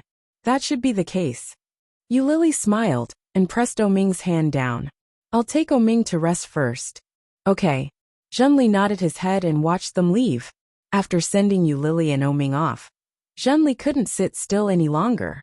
After saying goodbye to Wen Fenglin, he quickly drove back home. Zhen Xianlang had just arrived home. He had intended to take a good rest and leave everything to his son. He hadn't expected Zhenli to return home as well. When he sensed his son's return, Zhen Xianlang was clearly unhappy. In a stern voice he asked, "Why are you back? Did you leave the people from the art association behind?" "I asked Uncle Wen to help me take a look," Oming said. "Dad, can you show me the photo you showed me before?" "What photo?" "It's the photo of your wife before you married my mother." After Yulili let Oming out, Oming quickly grabbed her hand. His footsteps were quick, and he looked unhappy. "Wait a minute. Why are you walking so fast?" Yulili's steps were a little shaky. She couldn't keep up. "Uncle Wen is still there. Did you talk to him?" "No." Oming's face was stern. He turned to look at Yulili and said, "That man was obviously hitting on you, and you smiled at him." "That's Uncle Wen's nephew. And he didn't mean any harm. He just wanted to greet me. He doesn't look like those hooligans outside. There's such a big art association there. And my boyfriend is there too. He couldn't have meant it that way." "Who said that?" Oming's face was cold. "I think he thought I couldn't see, so he wanted to develop a relationship with you." As he said that, he pointed at Yulili's head and gritted his teeth. Why don't you use your brain to think about what's going on? That man obviously had ill intentions toward you. Aya, you're thinking too much. I know my own looks. It's impossible that any random man would be interested in me." Oming almost couldn't help but curse, but he held it in and said, "In any case, if you see that man in the future, you have to stay away from him. Don't smile at him, and don't get close to him. Do you hear me?" Yes. Yulili didn't know what to do with him. "What are we going to do now? What time is it?" 3:00. "Let's go boating," Oming said with a smile. "Rowing?" Yulili looked at his hand. "Are you sure? While you row, I'll sit." "Not going." "Let's go." "Not going." "Let's go." Yulili bought some snacks and went to buy a ticket. She led Oming onto the boat and started rowing with the oars. Oming, on the other hand, was stepping on the boat. The two of them sat face to face. Oming was not happy. He waved at her and said, "Come here." "No, we can't. The boat will tip over." "I won't." "Yes." "I said I won't, so I won't." Yulili rolled her eyes at him. "If I go over, we'll capsize and die together. Shall I sit over there?" As he spoke, he was about to move. Yulili jumped in fright and shouted, "Sit down. Don't move." Oming stopped what he was doing. He pursed his lips and waved at her. "Come here. You don't have to sit here." You're tuning in to the Li Mei's Sword of Destiny YouTube channel. We're so grateful for your support. And don't forget to subscribe to join us on this incredible journey through captivating stories. Your generosity through donations truly makes a world of difference, as it's the primary source of revenue that allows me to expand and enhance this channel for you. Thank you from the bottom of my heart for being a part of this adventure.